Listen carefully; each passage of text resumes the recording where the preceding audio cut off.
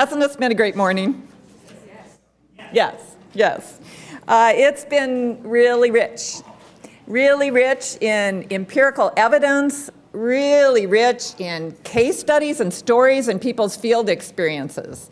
And I'm so excited about it because so many of the presenters here have been so very young. And I also found myself from time to time wishing that Tillerson had been in the room. And then I remembered it doesn't really matter whether he's here or not. I'm not even sure who the Secretary of State is now, unless it's changed in the last 5 minutes. But you can read Dan's bio in your packets. It's a rich bio. But I want to tell you a few things about Dan that I know. And when I invited Dan to be our keynote speaker, he said to me, "I don't have enough gray hair and to be a keynote speaker." And it's true, he doesn't have as much gray hair as I have, or some of the people in the room, like Brian or Beverly over there. But if you look at nearly all of our speakers today, you'll see there are not very many gray hairs among them. And that's not because we turned down all the people with gray hair. It's because this is a really young field, and it's growing by leaps and bounds, and it's really, really exciting. So Dan is now one of the elders. When I first met him 12 years ago, he was organizing the very first conference, I think in the world, on China-Africa relations. Yeah, Jamie. And they had a few people with gray hair there. Neither of us had gray hair at that point. So Jamie was there as well. And you remember that, Dan, we had a talk in the corridors. It was at Cambridge, wasn't it? Mm-hmm. Yeah, and we had a talk in the corridors, and you had invited me to speak on the China-Africa business networks, and suddenly you thought, oh, I should have... You did do your dissertation on Chinese aid way back in the Ice Age, and I should have invited you to speak on that. So since then, he's gone on to edit 3 books on China-Africa relations. He is the top expert on China-Sudan relations. He's the author of a number of hard-hitting journal articles, including on security and peacekeeping, and he's also the author of my favorite, which is his article called Dragon in the Bush, which looked forward by looking backward at the history of our field. So it was incredibly insightful. And for all those reasons, there could be no one better prepared to talk to us today than Dan Large. Please welcome him.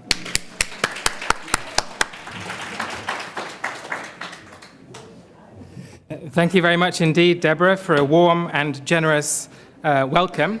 It's a real privilege to be here. It's also an honor in view of the very high caliber of the conference we have right now, as well as speaking at CARI, which has become synonymous with quality, with research rigor and research excellence as well, some things I aspire to but haven't yet achieved. Now, I can't possibly follow in Professor Jamie Monson's footsteps from her speech a year ago, but what I do want to do is briefly open up some themes concerning China's evolving engagement with peace, security, and development in the continent of Africa. In particular, I'm interested in looking beyond the hitherto predominant economic narrative and paying more attention to the political interplay between changing ideas and action, normative changes and evolving practices, not just from the perspective of China's engagement, but crucially from a set of evolving changes within Africa as well. Security has assumed a new prominence in recent times, following China's largest ever naval exercises. Just this week, there's been China's National Security Day. There's been publication of a book about security by Xi Jinping, as well as a meeting of China's National Security Council. Security is also prominent with regards to Africa, thanks to recent Chinese cinema, glorifying the success of Chinese armed military intervention in a country, very violent country, called Africa. Now, while it's true that interstate conflict has declined in the continent, various other forms of conflict do persist. But of course, taking Wolf Warrior 2 as the guide to this is perhaps not the best start. I want to do three things very briefly in ways which hopefully will complement your lunch. Please do feel free to continue to go and resupply yourselves. First, I want to briefly set the context about why and how security has gone from the margins to the mainstream of China-Africa relations. Second, I want to explore how Chinese scholars and policymakers have sought to rationalize an alternative Chinese approach to linking development, peace, and security, otherwise known as the development peace. And finally, I want to raise a few questions about this, and particularly regarding the politics of this.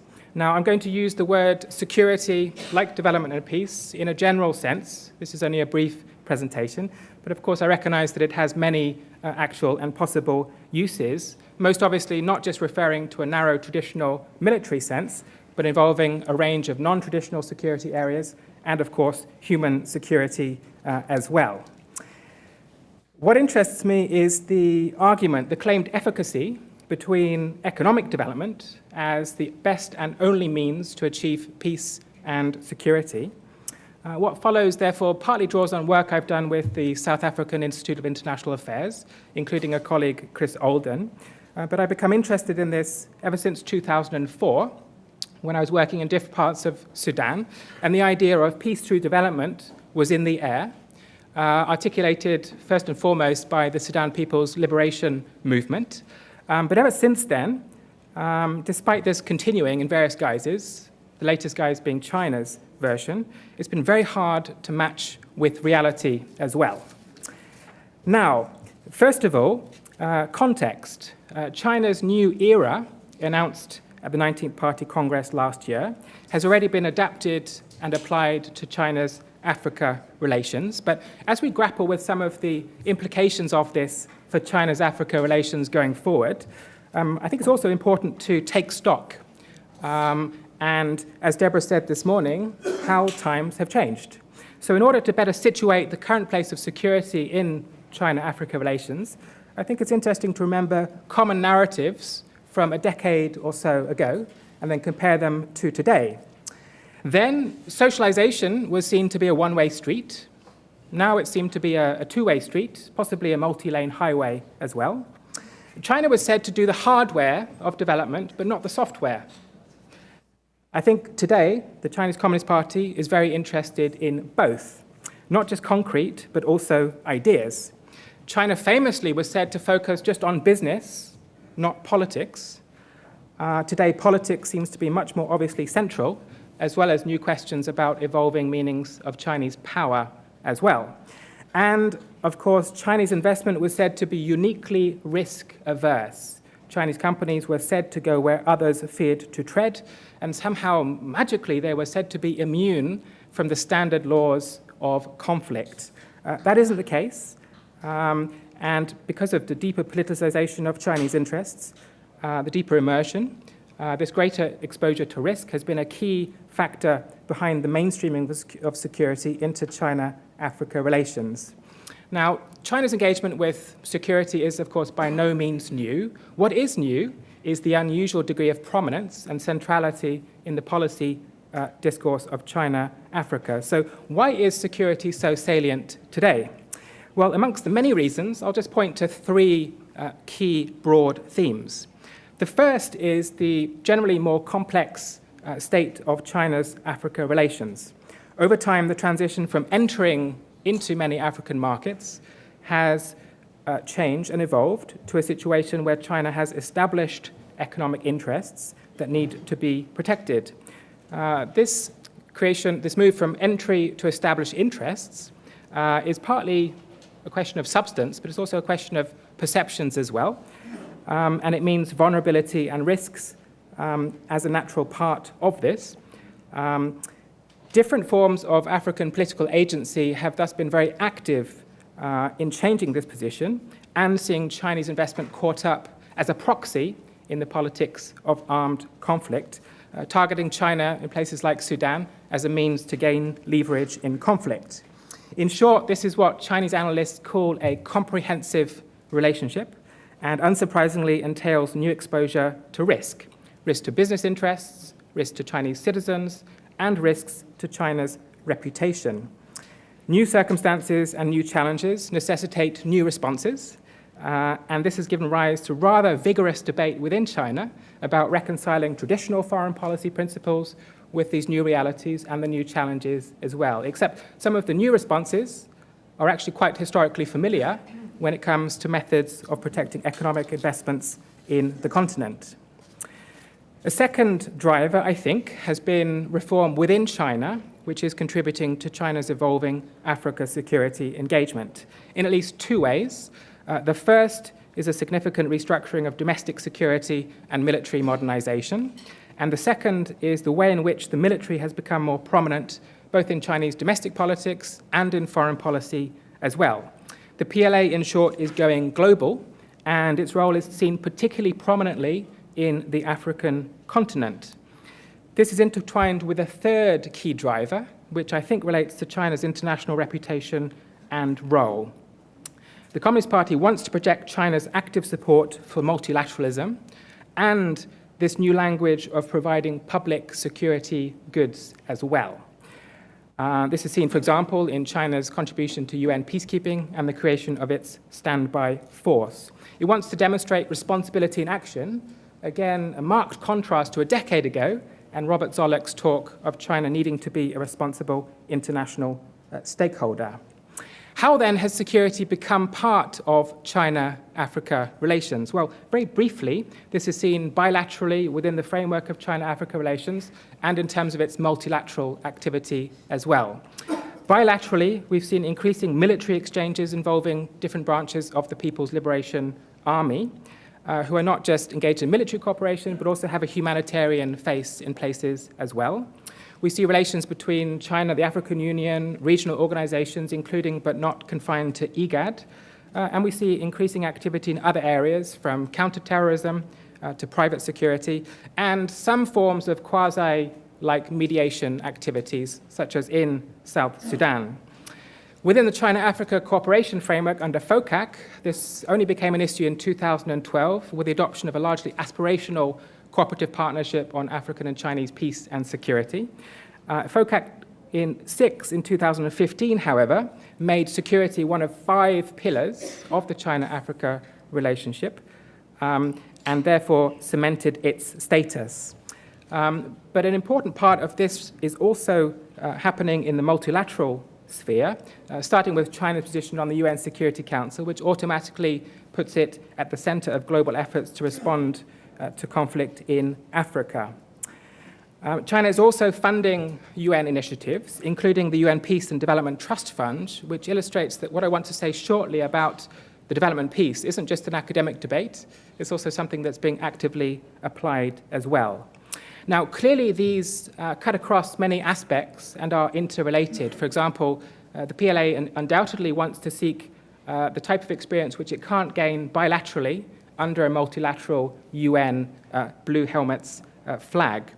That's why, for example, its defense white paper from 3 years ago states that it wants to build up PLA combat capabilities and allow troops to gain real-work combat experience as part of official policy, showing this link between the bilateral and the multilateral.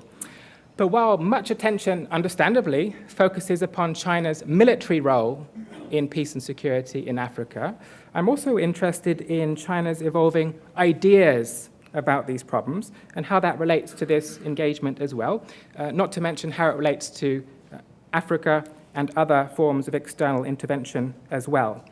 And this, I think, resonates with the current period, the idea of a new era, because one of the dynamics we have right now is this interest in China upon discourse power. A great power doesn't just follow the rules set by others, it also sets agendas itself. And can China move from a norm taker to a norm maker has become a big area of debate. This is illustrated in the idea of the development piece, which I'd like to briefly mention. The idea that development is the highest form of security is omnipresent, not just in China-Africa relations, but, for example, in the Middle East as well. If I can quote President Xi at FOCAC 6 in December 2015, development holds the key to solving all problems. development in a predominantly economic sense has an almost magical status, and furthermore, there's a virtuous cycle linking domestic development within China with global development as well. Of course, this way of thinking about the relationship between economic or other forms of development and peace is by no means new, nor is it unusual. There's a history and a comparative context there. But it is now strikingly ubiquitous in China's official language, where it's used in various ways. It's a common sense mantra. It's a political discourse in public relations. It's a causal claim that economics determines politics.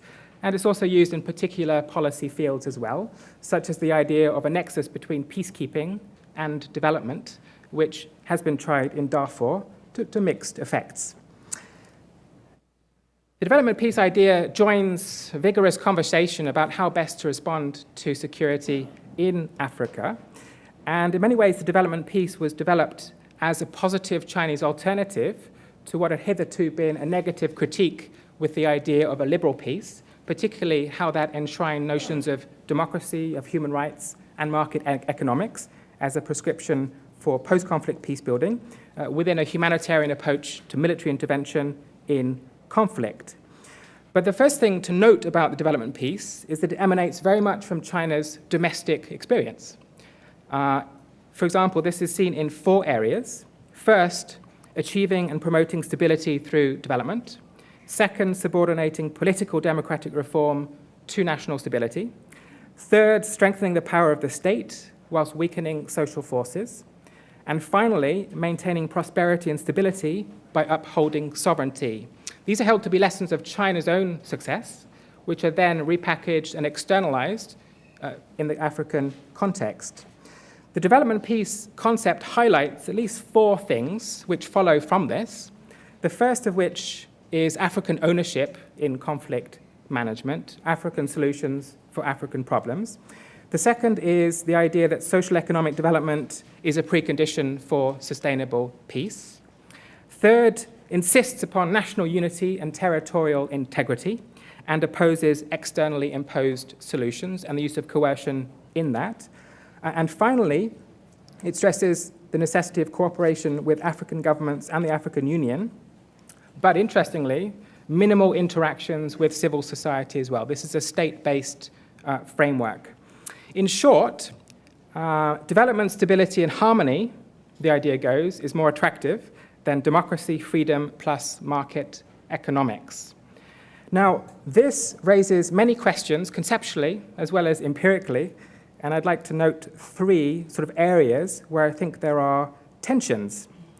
The first is this striking contrast between a highly principled, often abstract idea of the development peace and China's actual conduct in actual real conflict contexts. A universal remedy, development, takes on myriad localized forms from Mali, DRC, South Sudan, Somalia, and this questions any claims to a universal prescription. In this way, the discourse on development and peace appears to try to mobilize a form of political legitimation for the Chinese government. Let's take the example of South Sudan, which has acquired a reputation as being a testing ground for experimental Chinese foreign policy. If we look at this from the outside in, it's an interesting case. China has experimented with investment protection techniques. It's put combat troops within the UN mission, and it's even attempted, unsuccessfully, limited forms of conflict mediation as well. However, if we invert that and look at China-South Sudan from the inside out, from a South Sudan context first, we see a very different situation. Oil has provided the economic means for fueling South Sudan's militarized kleptocracy. And in a highly fragmented context, it's extremely hard to understand how what we call development can be undertaken in the absence of a real peace agreement, which seems like a very distant prospect right now. Second, however, and related, the development peace seems to marginalize or displace, intentionally or otherwise, the politics of conflict, including regional and global dimensions as well. It presents an attractive but deterministic teleology, which is very much at odds with this politics. Now, interestingly, despite this official marginalization of politics, emphasis upon economic cooperation, in practice, there has been recognition on the Chinese side that economic development can't be divorced from politics and governance, which I think partly explained the increasing thickening interactions between the Communist Party of China, ruling political parties on the continent, including those from conflict-affected countries, not to mention quiet behind-the-scenes relations with rebel groups as part of a more multi-stranded approach to engagement as well. Third, there's a lot of debate about China as in competition with liberal ideas. I think this has been elevated in recent times. And in some ways, there is a normative alternative put forward by this idea of development peace. However, the idea that there can be no development without security and no security without development was popularized by, amongst others, Kofi Annan. However, his formula went on to add, both development and security also depend on respect for human rights and the rule of law. That's not part of China's formula, at least the human rights part.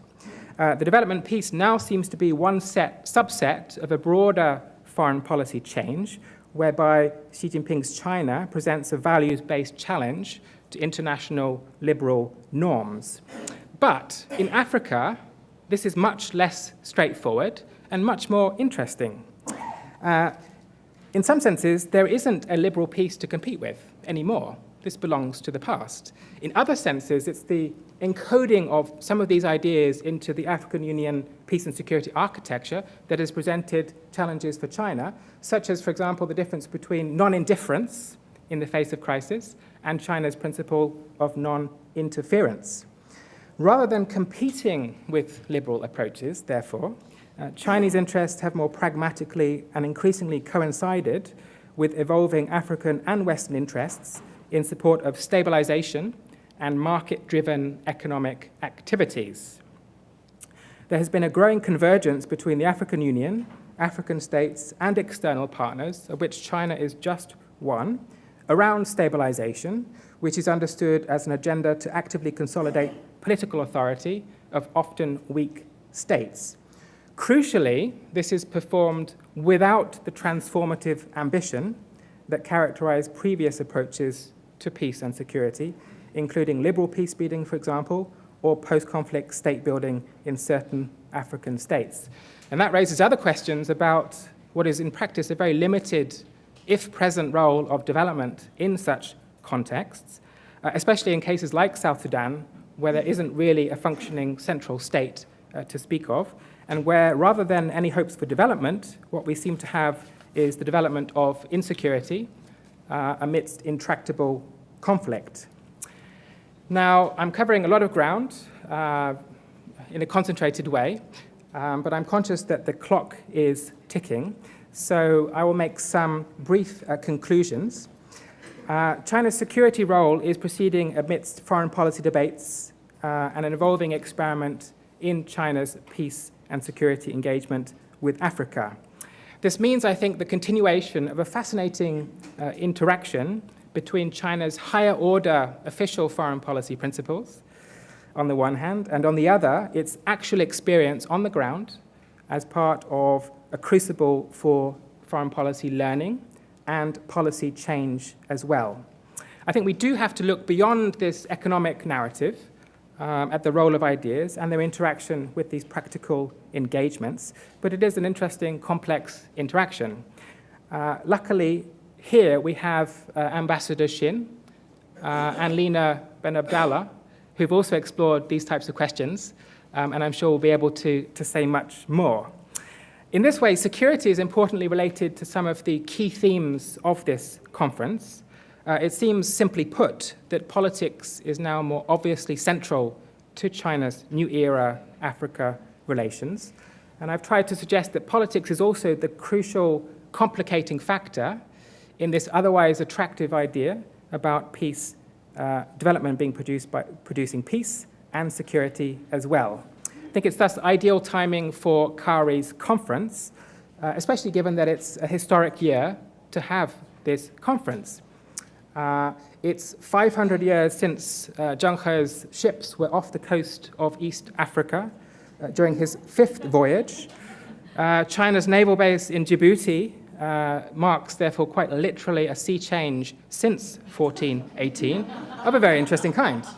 And it makes us question what we've thus far characterized as an evolution of relations, because this actually could mark a discontinuity, a period of historical change.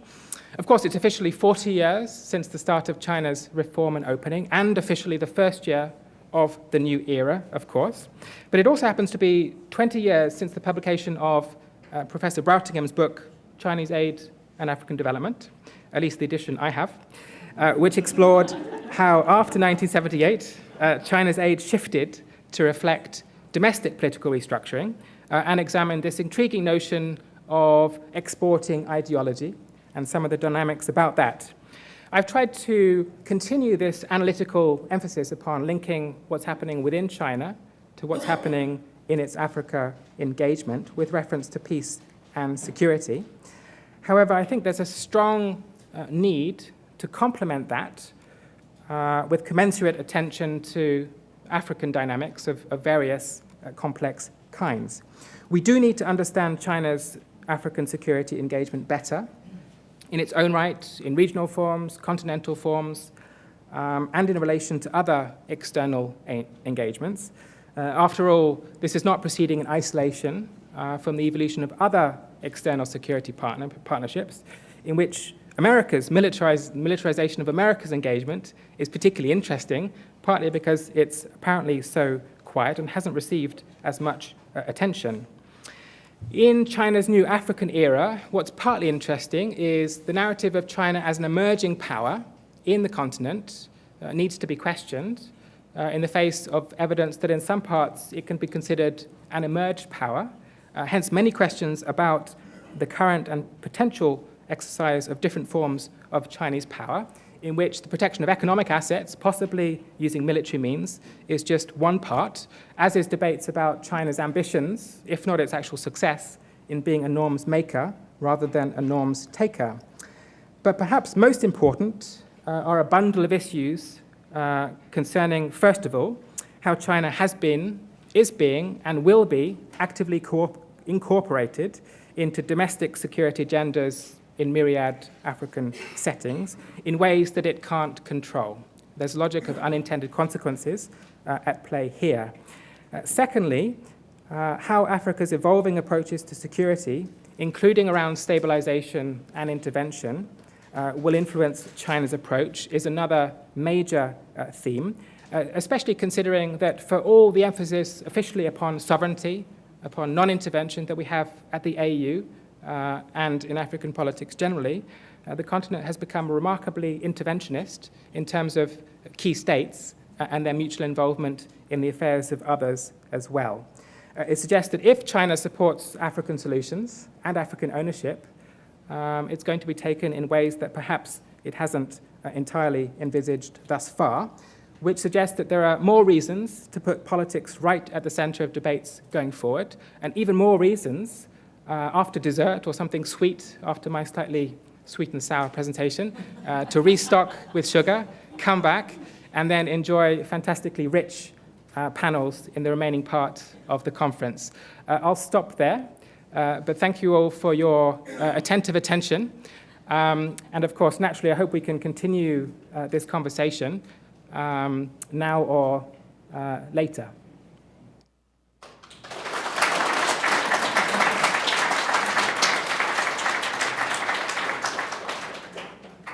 Sure. Are there any questions? Great. We have three here, starting with Jamie.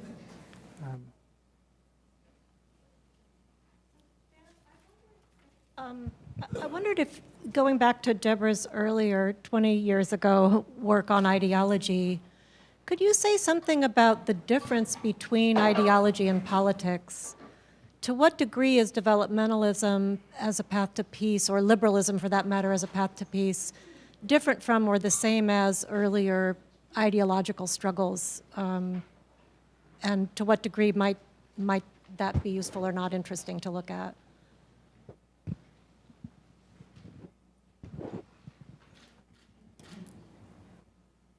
Hi, thanks for your presentation. My name is Li Yang. I just wonder, in this world, it's getting more complicated and rather misleading or rhetoric. And I'm sure in China, they do have an anti-corruption policy, and I do believe they really do something about it. But in the United States, they don't really do anything. Even they say drain the swamp. But anyhow, they really say they want the peace, they want to help the world, but the problem is they cannot even solve the domestic problem. And I just wonder if China would do the similar things, just rhetoric. And I really think if you want to help the world, really means you have to improve the well-being of general public, not just a few corporations or financial institutions. They deal privately for their benefit. So I just wonder if you can really say that China, they do something meaningfully, not just rhetoric.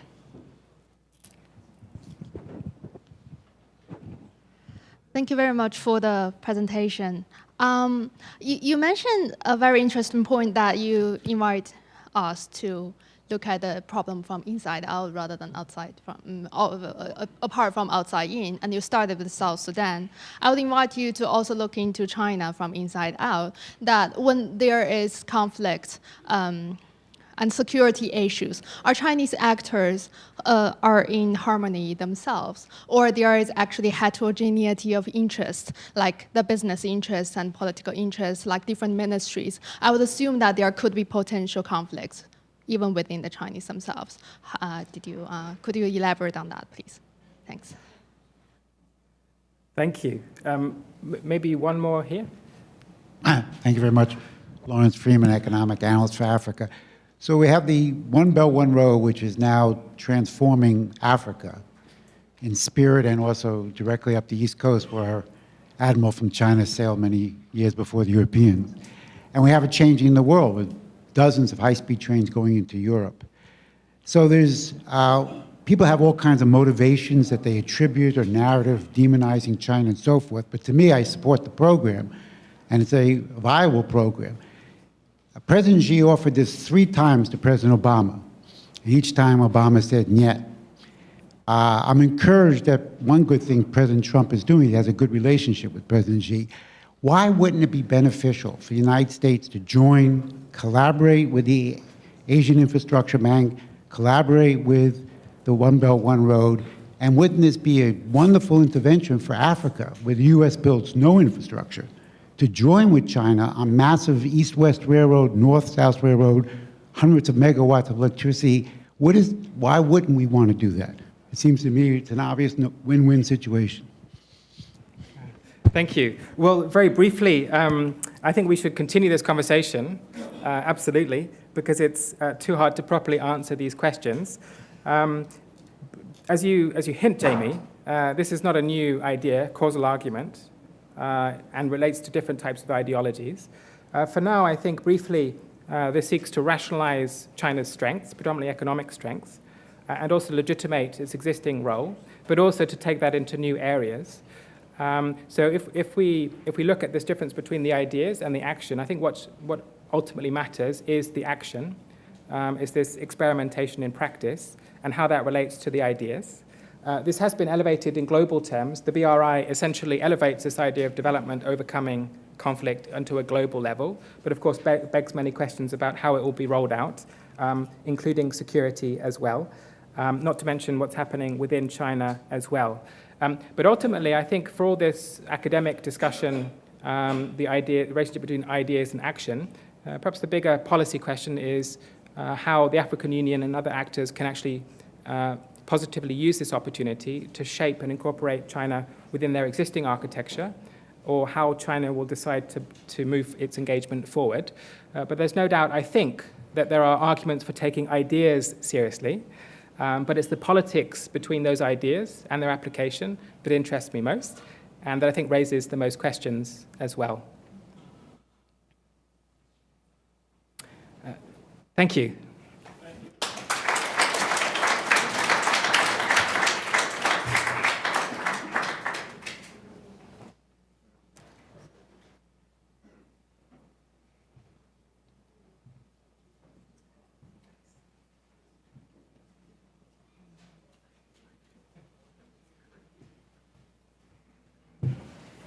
If the next panel would please come up, we'll continue with the feast.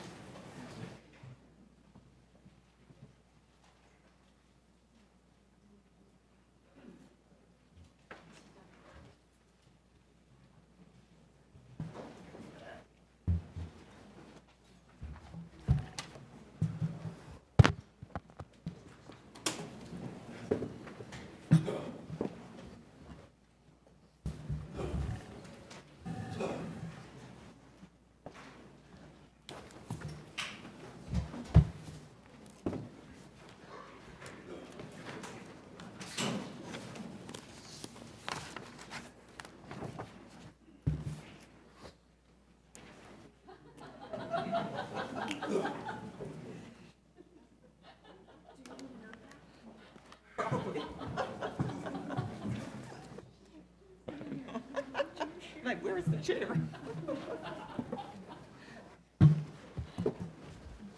Oh dear, now I have to find the bios.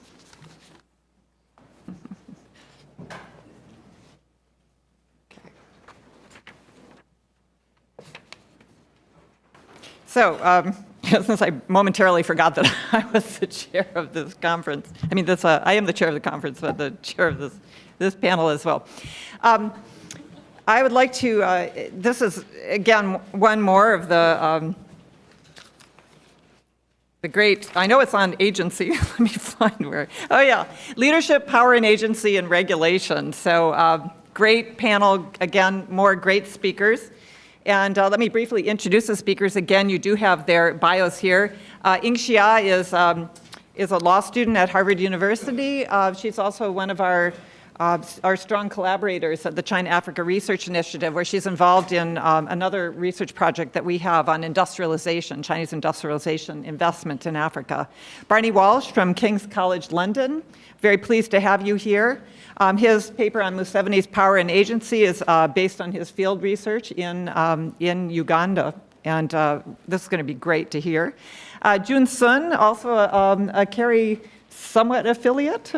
We've been involved in her research in the past, published a policy brief on your telecommunications research, that's right. So she's now at Africa's Asian Options. And June, where were you before? Oxford. At Oxford, that's right, when you did the research at an earlier point. So again, her work is on South Africa and the telecom sector. And Jackson Miller, and I have to give Jackson the prize for the most interesting paper title of the whole conference. Fists of Fury, Kung Fu Master Gao and the Sinification of Malagasy Politics. Can't wait to hear about that too. Please begin, 15 minutes each.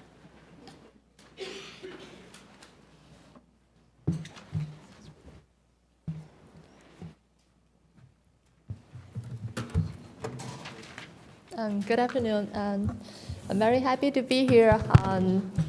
My doctoral research is about the governance issues of Chinese international investment and its implications for recipient countries in Africa. And the presentation today is a draft chapter of my dissertation, still quite preliminary, but any questions or comments will help me improve in the future, so feel free to raise them. And here is the structure of the presentation. I will first give an overview of the brief history of Chinese regulatory framework of outward investment, or OFDI, which leads to a set of research questions that I'm going to analyze in my dissertation and also in the presentation. And following that, I will be introducing an analytical framework which is comprised of 4 dynamics or 4 dimensions to unpack and understand the set of research questions that I raised. And please note that the 4 dimensions are not exclusive, but rather interactive with one another. China's regulation of outward investment began in 1979 when a whole ban on outward investment was lifted. And within the next 5 years, over 100 foreign affiliates were set up, mostly by enterprises owned by the central government of China. And beginning in 1980s and the early 1990s, more private companies began to engage in outward investment. And in principle, all outward investment projects from China are subject to the ex-ante approval and review by Minister of Commerce and National Development and Reform Commission. But over the years, thresholds for investment that require ex-ante approval from the Chinese government was raised. And in 2014, a new regulation was introduced by MOFCOM, which lifted the ex-ante approval requirement for all outward investment projects, except for those in sensitive areas or sensitive industries, meaning that a new era of liberalization has begun. Although the general trend is to liberalize regulation on OFDI, we've also seen moments of setbacks during the period. The first one is in 1997 during the Asian financial crisis, but that setback did not last long because in the early 2000s, some key events for liberalization took place, including the going out strategy in 1991, the launch of FOCAC in 2000, and China's accession to WTO in 2001. And between 1999 and 2016, Chinese outward investment has increased by 44 times by stock value. Starting from late 2016, however, due to the rising concerns about increasing capital outflows and declining foreign exchange reserves, the Chinese government enacted a series of measures to restrict so-called irrational investments going abroad, especially in areas including real estate, entertainment, and sports. And in practice, more informal restrictions were imposed on outbound investment. For example, additional requirements for feasibility study and due diligence investigation were added to the filing requirement with NDRC, and informal barriers were set for companies to obtain bank loan releases from Chinese banks. There are several implications from the brief history of China's regulatory framework of outbound investment, and there are 2 points that I'd like to highlight here. First, a comprehensive and coherent regulatory framework that is able to coordinate diverse policy preferences and behaviors of different regulators is still evolving. And secondly, the regulatory framework in China continues to be shaped by changing policy priorities of the central government. And because of the 2 reasons, we are still expected to see more fluctuations and uncertainty of China's regulation of OFDI in the foreseeable future. And this is People's Daily from July 24th in 2017. On the top right, it covers a story of a Chinese company that is trying to build the first special economic zone in Kenya. And the zone is named after a special economic zone in China called Zhujiang. And in recent years, the official rhetoric of China has paid increasing attention to promoting the so-called China model as an alternative to Western development models, although there haven't been any agreement on whether there is a unique Chinese model or what that model implicates.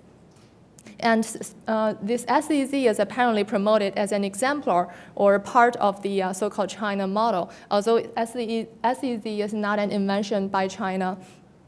And it is more of a branding effect of China going abroad rather than a purely economic case. And in this slide, there are it shows 2 intergovernmental conferences between China and Africa. On the top left is China-Africa Agricultural Cooperation Forum in 2010, and on the bottom right is the China-Africa Equipment Manufacturing Industry Exhibition in 2015.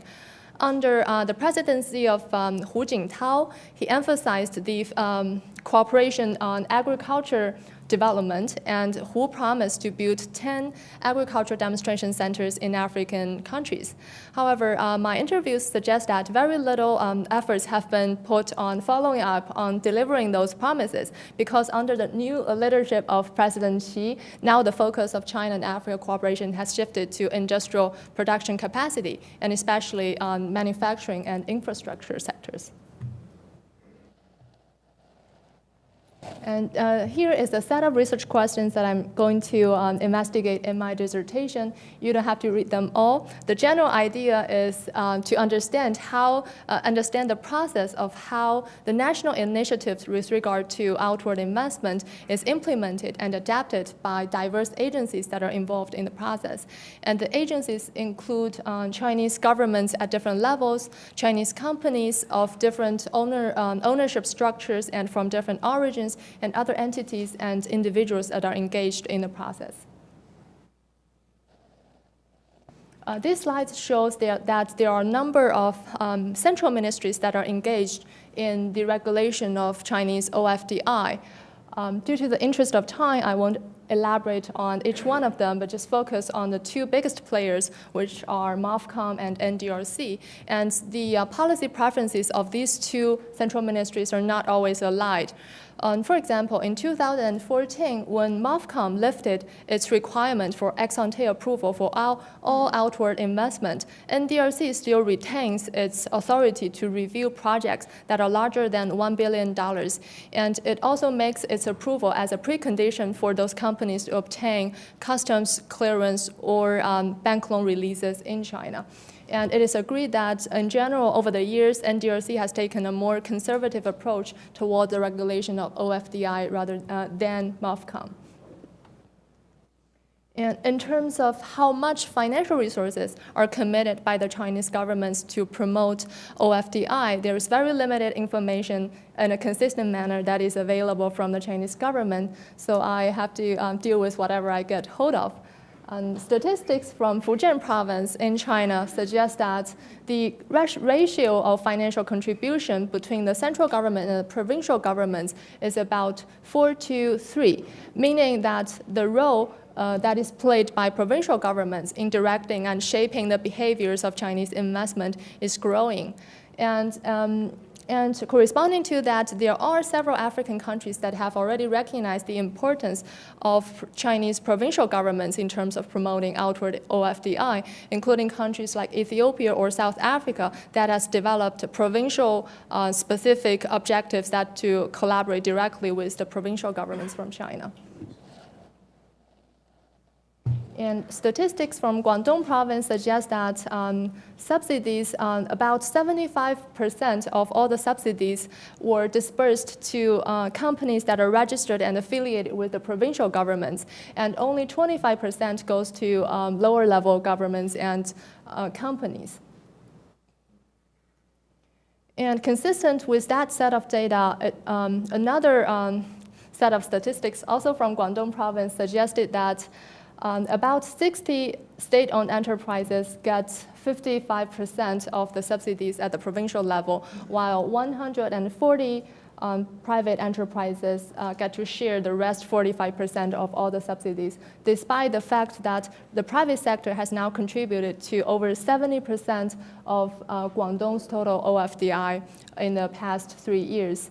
And also within the private sector, it is noticeable that most of the private enterprises that are awarded government subsidies are large listed firms in Guangdong province that have more financial resources available than small and medium-sized enterprises.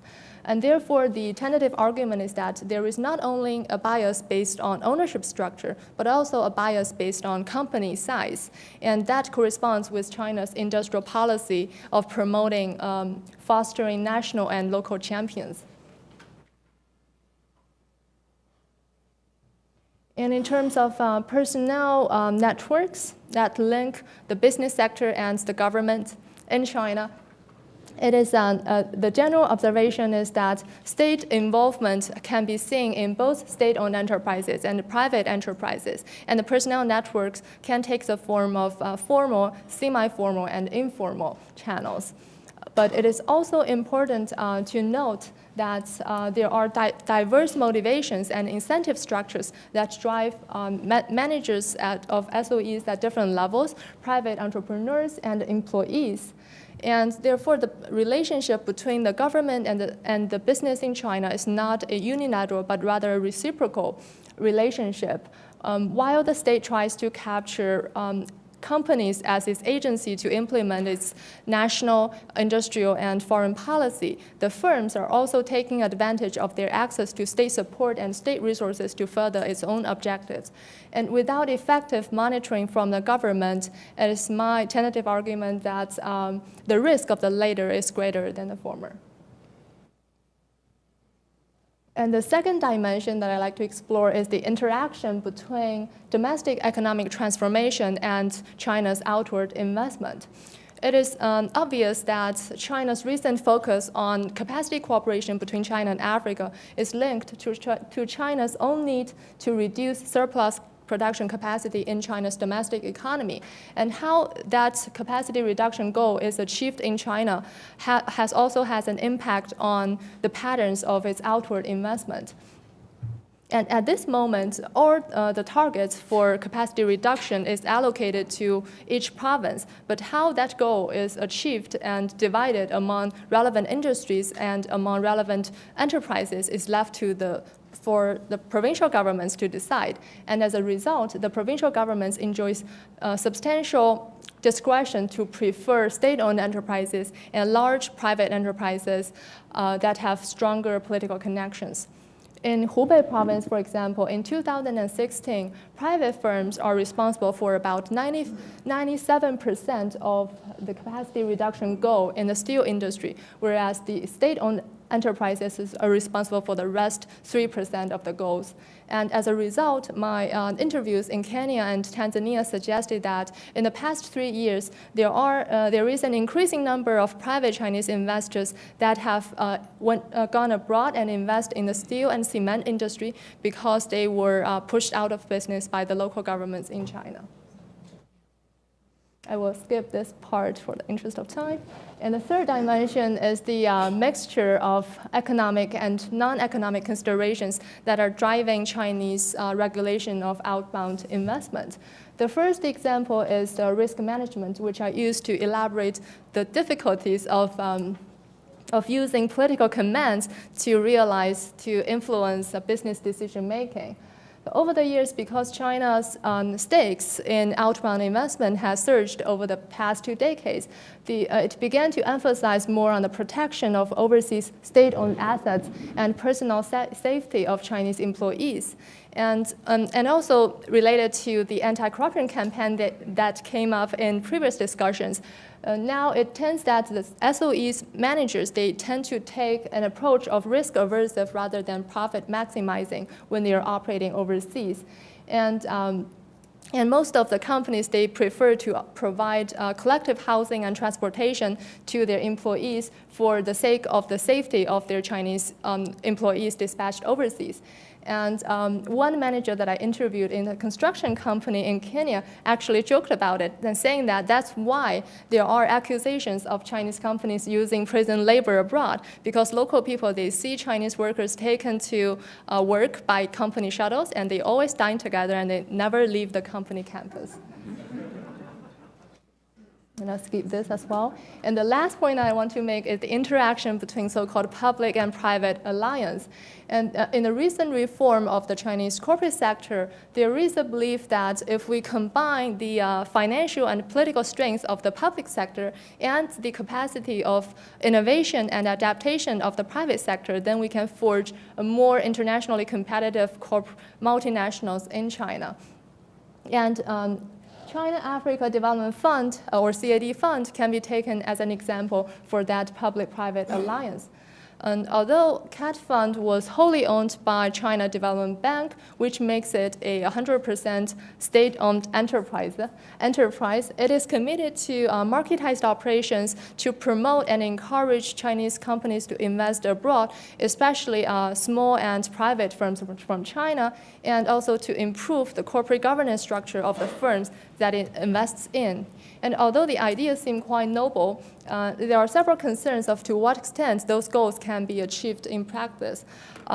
First of all, for all of the investment that CAD Fund makes, it remains a passive and minority shareholder of the project because it does not have as much on-the-ground on-the-ground experience as its co-investors have.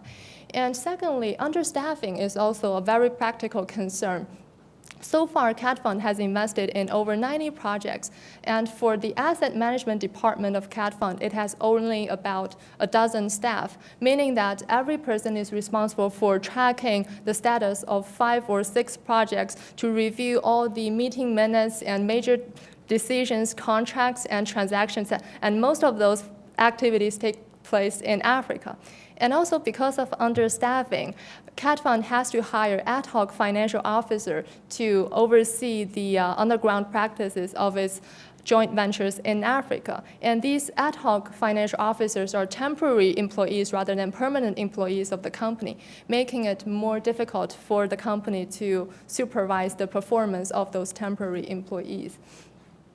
And my point is not that this is not a problem that is limited to cat funds per se, but rather prevalent in many Chinese outward investment activities. And so long as the Chinese government wants to play an active role in directing and shaping the outward investment of Chinese companies, it has to come up with more effective ways to monitor the practices of its agencies in order to mitigate the agency problem and information asymmetry that is embodied. That concludes my presentation. Thank you.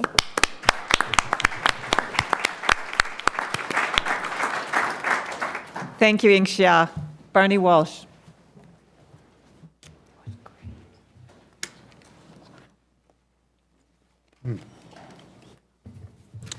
Thank you.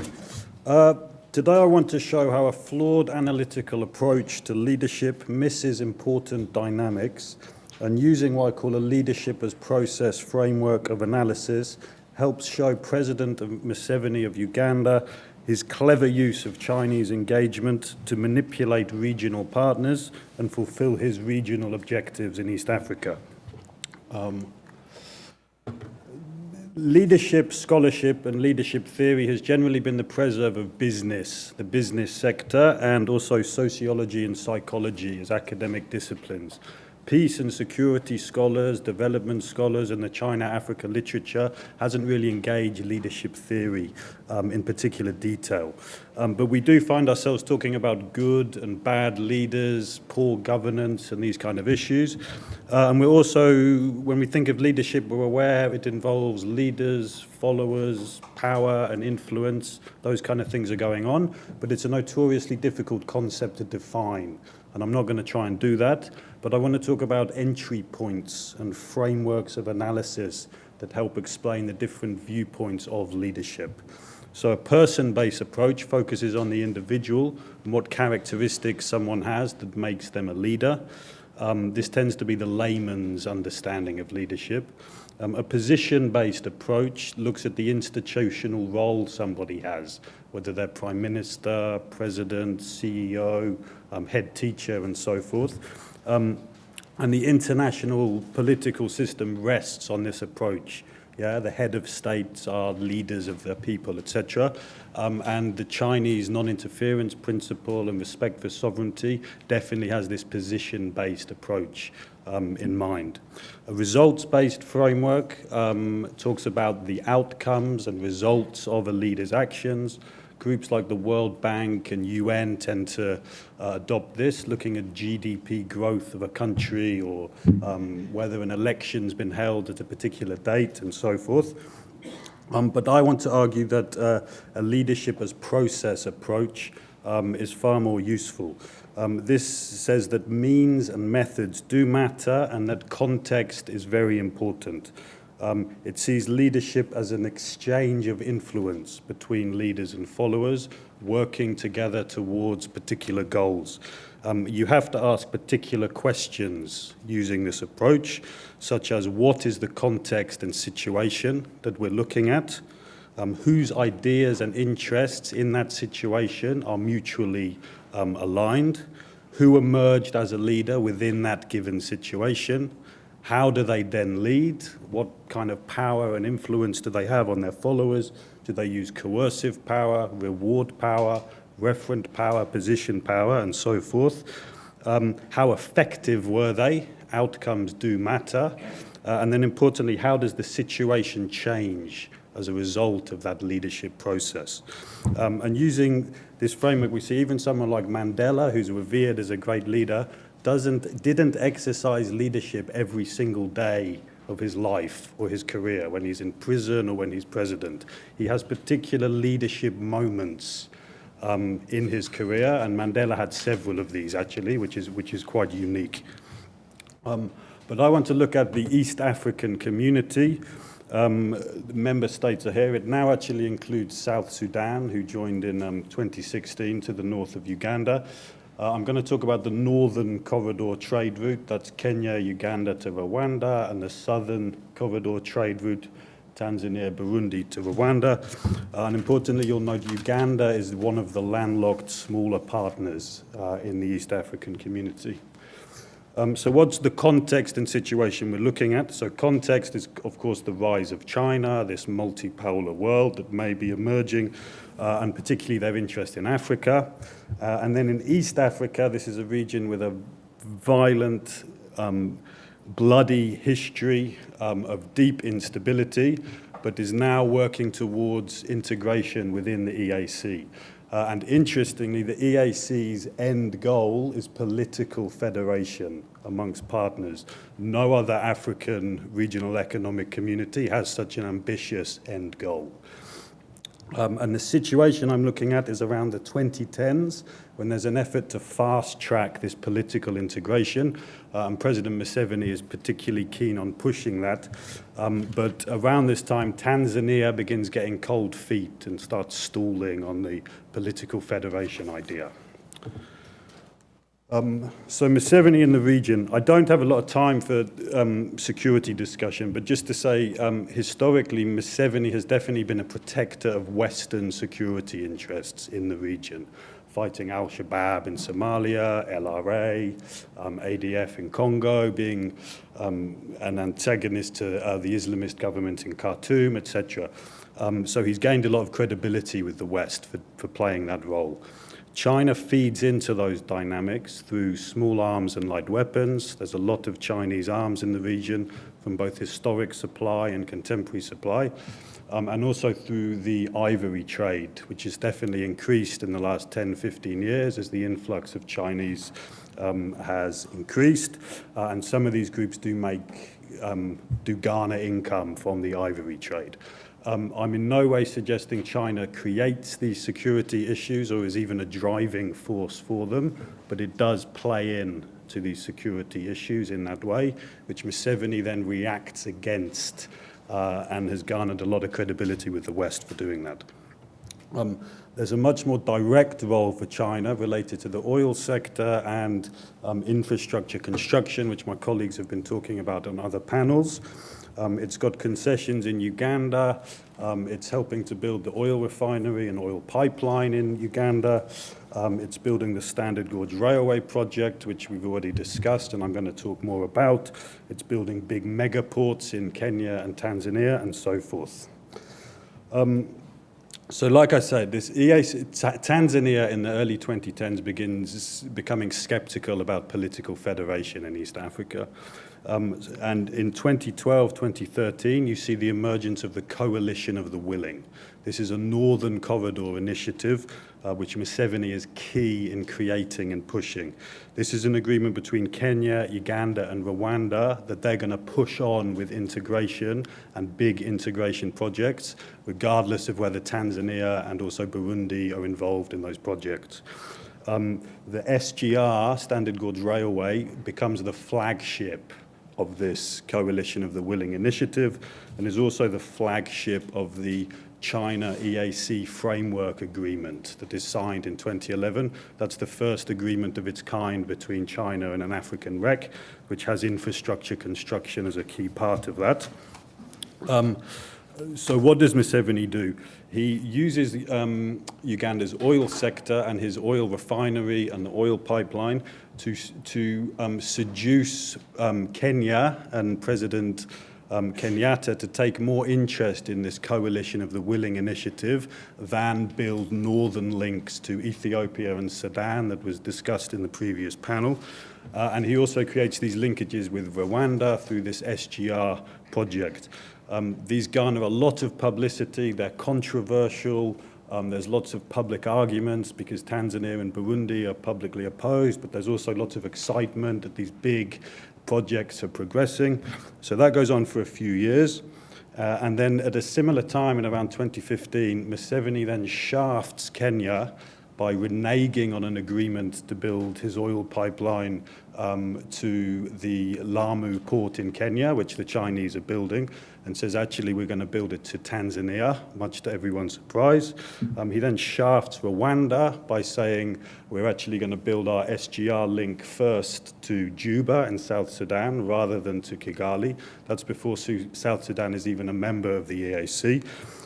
So this is much to the chagrin of presidents in Kenya and Rwanda. So I want to make the point that Museveni here is becoming a master manipulator of neutrality amongst the different interested parties. He uses his position power, reward power, and coercive power to really play serious political games with people. Certainly with the West, there's strong neutrality there by him protecting Western security interests. China, there's neutrality there. Clearly, there's shared interests in these big, large infrastructure projects. Both the West and China are very much in favor of EAC integration. That's integrated markets. That's all a mutual interest. The African Union is very supportive of EAC integration. He plays Kenya very well. He is publicly and privately supportive of Uhuru Kenyatta during his International Criminal Court indictment, and that encourages him into this coalition of the willing initiative. The Rwanda SGR project helps heal relations between the two countries, which had been problematic for several years, and also reminded Rwanda of how important Uganda is to them geostrategically in the region. And then eventually with Tanzania, he brings Tanzania back into the regional picture by building his oil pipeline, etc. So he's playing with these his different partners and rivals. Regarding the people of East Africa and East African citizens, interestingly, they're not opposed generally to EAC integration, but they're not involved in the process as much as one would hope at the institutional level within the EAC. It largely remains an elite-driven process and bargaining amongst the heads of state.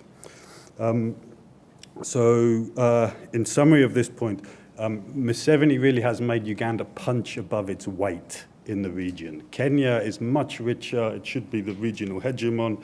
Tanzania is also richer. It's a sea-facing nation. And really, they should be bossing Uganda around in this region. But Museveni, using Chinese projects, has played them against each other extremely well and has maintained Uganda and his importance in the region. The opportunities to do this would not exist in the same way without the rise of China and their increasing interest in the region over the last 10 years. China is not creating regional integration or the situation, but it's feeding into these regional dynamics already underway. And the mega infrastructure projects that Museveni has used so well realistically would not have been appeared in recent years without China. So has Museveni been effective as a leader? That really depends on what level you're looking at. Domestically in Uganda, you have to say yes. Museveni's primary goal is maintaining power in Uganda, and he has done that successfully and effectively for 33 years and counting. He is going nowhere anytime soon. Globally, yes, he's played the West very well, protecting their security interests, and also now China. He's incorporated them into his regional politicking. But interestingly, regionally now, China is becoming aware of a lack of neutrality amongst partners and is increasingly it doesn't want to fund the rest of the SGR project until there's a clearer agreement between the three partners. Rwanda has now got fed up and officially left the coalition of the willing. It says it's going to build an SGR with Tanzania and the southern corridor. So far, the SGR has been built for Mombasa and Nairobi and now has serious funding issues. China doesn't want to fund the rest of this ambitious project. Uganda's oil sector is internally delayed. Constant delays in getting first oil, etc. So these exciting projects are now stalling. There's rival projects in the southern corridor. Neutrality was there and was exploited. but has ultimately been counterproductive, and this political federation is not going to occur anytime soon. So wrapping up, I want to say, despite some ineffectiveness there, Museveni, as this master manipulator of neutrality, has shaped events more than any other leader in the region for the last 20 or 30 years. This is serious examples of African agency. Hundreds and thousands of Ugandans and Africans are dying in Somalia. The Coalition of the Willing nearly split the EAC. There was talk of Tanzania and Rwanda having conflict, open conflict, which Museveni actually had to quell. So there's serious rivalries, serious geopolitical games going on in a historically volatile region. To summarize, ultimately, I see this as a sad story. Museveni's pursuit of power has prevented genuine progressive transformation to occur, both in Uganda and the region. His leadership moments, which afford these opportunities for transformation to occur, have ultimately been missed. EAC integration is progressing, but it remains an elite-driven bargain. Political federation will not happen soon, and there needs to be more people involvement. Whatever happens now, China has a big role to play. It's involved in all the mega infrastructure construction and these rival Tanzanian projects that all have serious regional implications. I won't repeat myself now because I suspect I'm running out of time.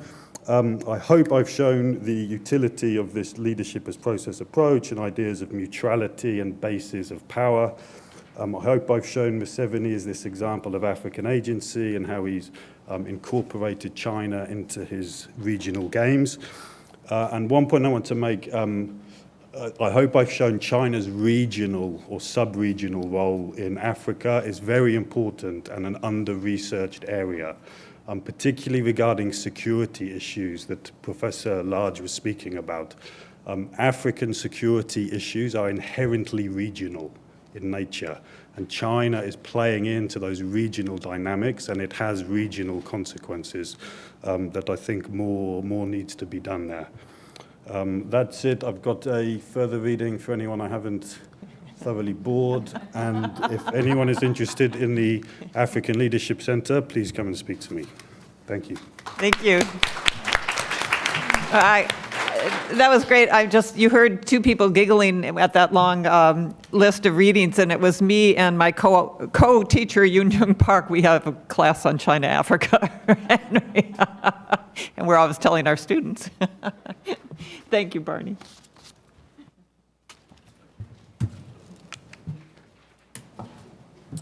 Good afternoon, everyone. Thank you, Deborah. Thank you, Saiz, for having me here. It's a great pleasure to be speaking to you all. The last time I cooperated with CARI was, as Deborah mentioned, I did some research on technology transfer from Huawei and ZTE in the South African ICT sector.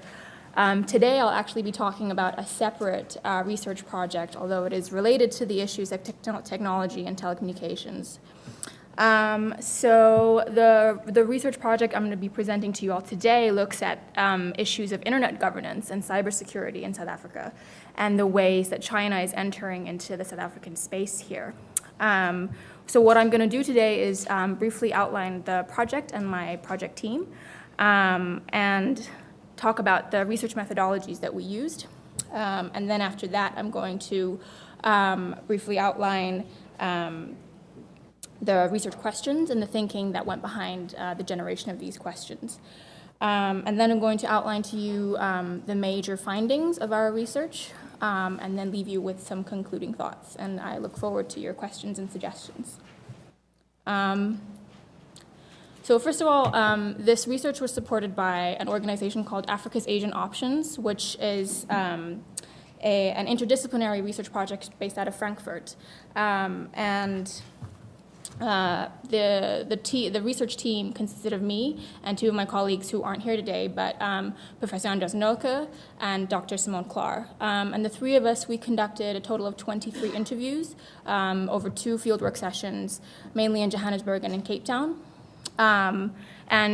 We used qualitative methods, semi-structured interviews and snowball sampling, mainly because this is a very fast-moving and complex research issues. So we wanted our interviewees to be able to speak to their own expertise and capture all of the sort of changing nuances that they would be discussing. And just a brief note about who we spoke to. So we spoke to actors in civil society organizations. We spoke to individuals in the private sector, so internet companies. We spoke to people in government and regulatory bodies. We also spoke to other researchers. And on the issue of what research questions we wanted to ask, so there were two main themes that we focused on. And the first is, has China influenced South Africa's internet governance and cybersecurity, and if so, in which ways? And the second is, what is South Africa's position in global internet governance overall? And the relevance of these two questions is constantly increasing with current affairs, I've noticed. So on the issue of why China and South Africa and why internet governance, so the importance of China's bilateral relations with South Africa needs no introduction. It's a central relationship to China's relations with the whole continent. And among the myriad of agreements and MOUs signed recently, one of them was the 2015 bilateral ICT action plan, which covered a number of different issues, ranging from cybersecurity to rural internet coverage. And this is interesting because on issues like cybersecurity, exactly what cybersecurity means is a very contested issue. So it means different things to different parties. And we wanted to delve a little bit deeper into what role China was playing in shaping these issues in the South African discourse. And the prominence of cybersecurity as an issue came to light recently with the Le Monde article about China supposedly bugging the AU headquarters. So this is a topic that I think needs further research and is likely to cause further friction down the road. And the second question of South Africa's position globally in internet governance. So this is really in the context of a BRICS pushback on the global stage about internet security. So the internet ecosystem is a largely sort of US-fostered and US-focused environment. And recently, we've obviously seen a huge pushback from BRICS countries in this space. In addition to China, Brazil, for example, has played a really prominent role pushing for the Net Mundial organization as an alternative to global internet governance. India is playing a leading role, most famous for its work, for its position on net neutrality and zero rating in India. In addition to this, and very different to Brazil and India's position, Russia has obviously come to the forefront of cybersecurity. And then China obviously is now growing and has firmly established itself as an internet superpower, with companies like Huawei and ZTE expanding rapidly across the world. And so in this context, we wanted to ask the question, what is South Africa's position in this? And I've just outlined in this slide a few of the organizations that have traditionally been used in analyzing internet governance. First of all is ICANN, the Internet Corporation for Assigned Names and Numbers. This was established as a nonprofit in the United States in 1998, kind of as an attempt to formalize ways to govern the internet. And it has come under considerable criticism for being so US-focused and for not allowing voices from developing countries. And so in response to this, we have the IGF, the Internet Governance Forum, which is a UN-supported body, which allows for much more sort of government participation, government voices from emerging markets.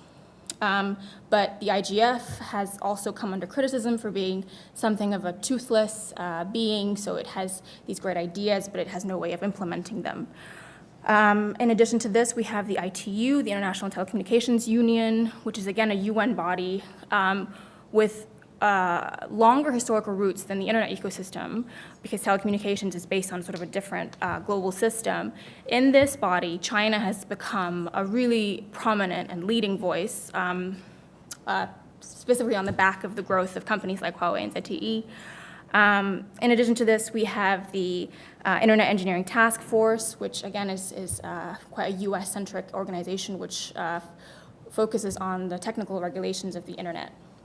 So these are sort of traditional institutional bodies that have been used in analyzing internet governance. But I argue that in the space of China-Africa relations and internet governance, we need to look beyond traditional institutional analysis and think about some of the ways in which these bodies and what they represent themselves are very much in flux and changing, and so different ways of analyzing those power relations in different state and non-state actors in this space. From here, I'll go on to sort of our main findings from this research. There are 4 main points that I want to talk about. Primarily is we found there was an increasing securitization of internet governance. I'd like to emphasize that this is not unique to South Africa. It is not unique to China. It is not unique to China-Africa relations at all. This is something that we're seeing worldwide as a response to sort of the way that the internet has been developing. In South Africa, we see that there was recently, the government tried to pass a new cybersecurity bill, which came under considerable criticism from civil society organizations because of the way that it heavily securitized the internet, and it placed the state in a position to sort of manage and regulate not only the way the internet works, but also the content of the internet. And second to this, a really important finding that came out of our data was that South Africa is somewhat unique on the continent. It has both a really robust civil society sector and a very powerful private sector, particularly in the telecommunications sector. So in South Africa, there is, I would say, a legacy of activism and resistance movement to the government's attempt at regulating media and regulating content. And what's currently going on with organizations such as Right to Know and the APC is that they're very much continuing this legacy of pushing back against the government, trying to regulate internet content. And they're very hawkish about what the government is trying to do and what the government may not know. And so, this is a very positive effect that we've seen, that they very much they push back against what the government is doing, and they keep a close eye on what's going on. Very differently to this is the very, very powerful private sector in this, particularly in telecommunications. You have multinational corporations like Vodacom and MTN who are very active in South Africa, who are protecting their own interests, which perhaps do not align with the interests of the general public, but they're very much also keeping an eye on what's going on in the cybersecurity and internet governance space.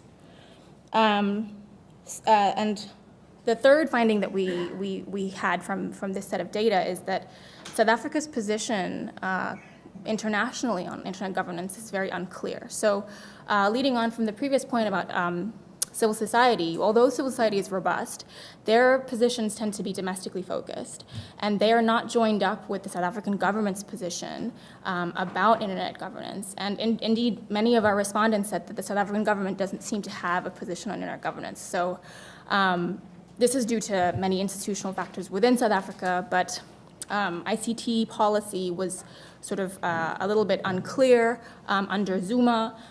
There were 5 different ICT ministers in as many years. And so the policy framework of what South Africa's position should be amongst BRICS is very much a follower. So South Africa ends up being a rule taker in multilateral internet governance issues rather than a rule maker.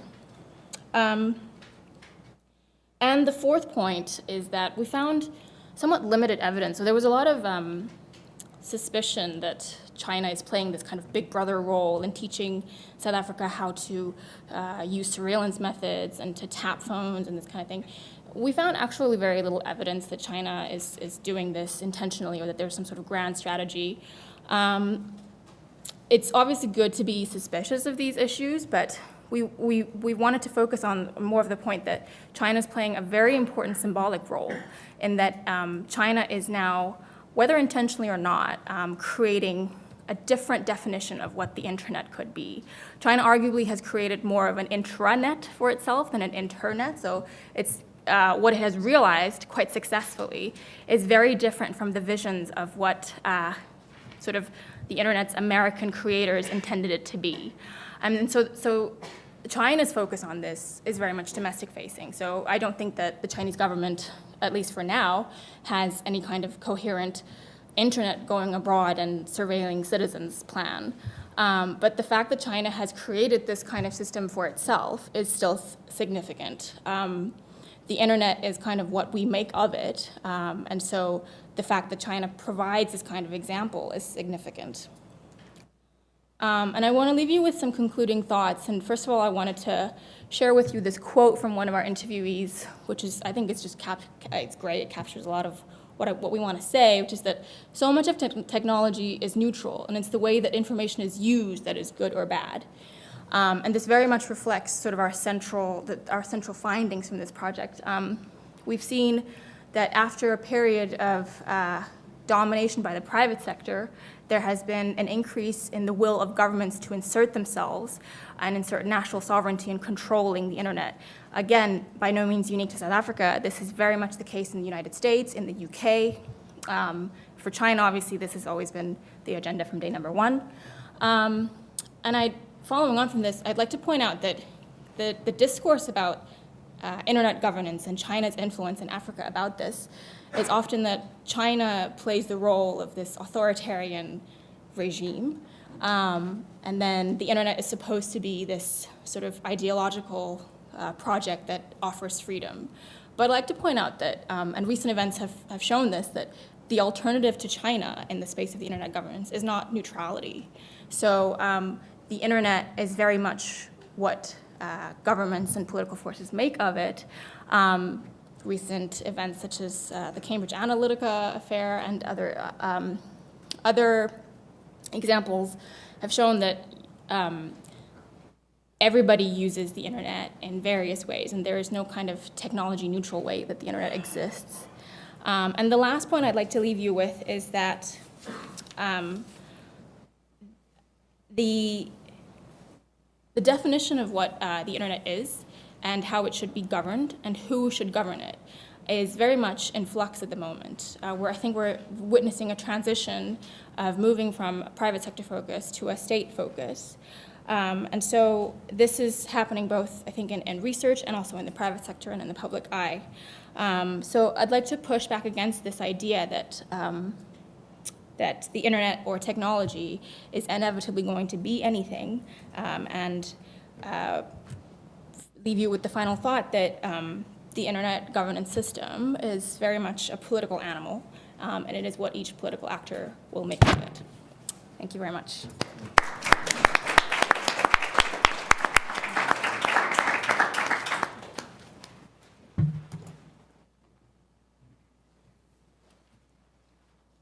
All right. Good afternoon, everyone. My name is Jackson Miller. I am a Master in Public Policy candidate at the Harvard Kennedy School, but for the past several years, I've managed research for several NGOs here in Washington, D.C. that seek to map, track, and expose transnational organized criminal syndicates who essentially exploit licit systems of trade and finance to traffic illicit natural resources out of the African continent, in support of various U.S. law enforcement agencies as well as their foreign counterparts all over the world. So for example, nearly 4 years ago to this date, Kenyan port authorities in Mombasa seized over 600 tons of illicit Malagasy rosewood on its way to Hong Kong. After extracting the shipping manifest and other export documentation, we were able to trace the Hong Kong-based importing firm to among Madagascar's most prominent casino magnates, a Chinese national, who, according to his QQ social media profile, goes by the moniker Gambling Lord.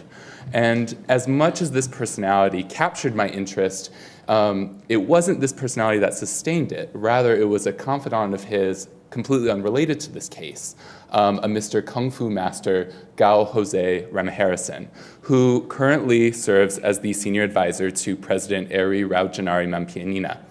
And so, of course, this begs the obvious question, how does this seemingly isolated Kung Fu master become the senior advisor to a president of Madagascar, a notoriously opaque information environment? So myself and a couple contacts on the ground, we went ahead and asked him, how did this happen? So in 1992, Gao, essentially at 23 years of age, he booked a one-way plane ticket from his home province in Liaoning in northeastern China to Madagascar because he couldn't find a job. So he decided to try his luck elsewhere. Several months after his initial arrival, unfortunately, the man was actually mugged by a group of Malagasy men, but again, as a kung fu master, he was able to defend himself appropriately. But this instance actually garnered so much media attention that he found himself in a personal audience with then-President Zafi Albert. And so one has to wonder, how does this seemingly isolated attempted mugging garner so much attention, particularly from the political elite? We could comment on the fact that this is a direct challenge to prevailing Orientalist understandings of very weak Asian masculinities. We could also comment on the fact that the notion of kung fu and the martial arts have been traditionally a very common point of cultural contact between Southern African audiences and notions of Chineseness. Dr. Yu-Jun Park, in her work, in South Africa and Lesotho, comments extensively on this. But if you consider the local Malagasy political context, the story becomes a bit more complex. So then President Zafi Albert, he was elected to that role several months ago, around the time that Gao stepped onto Madagascar.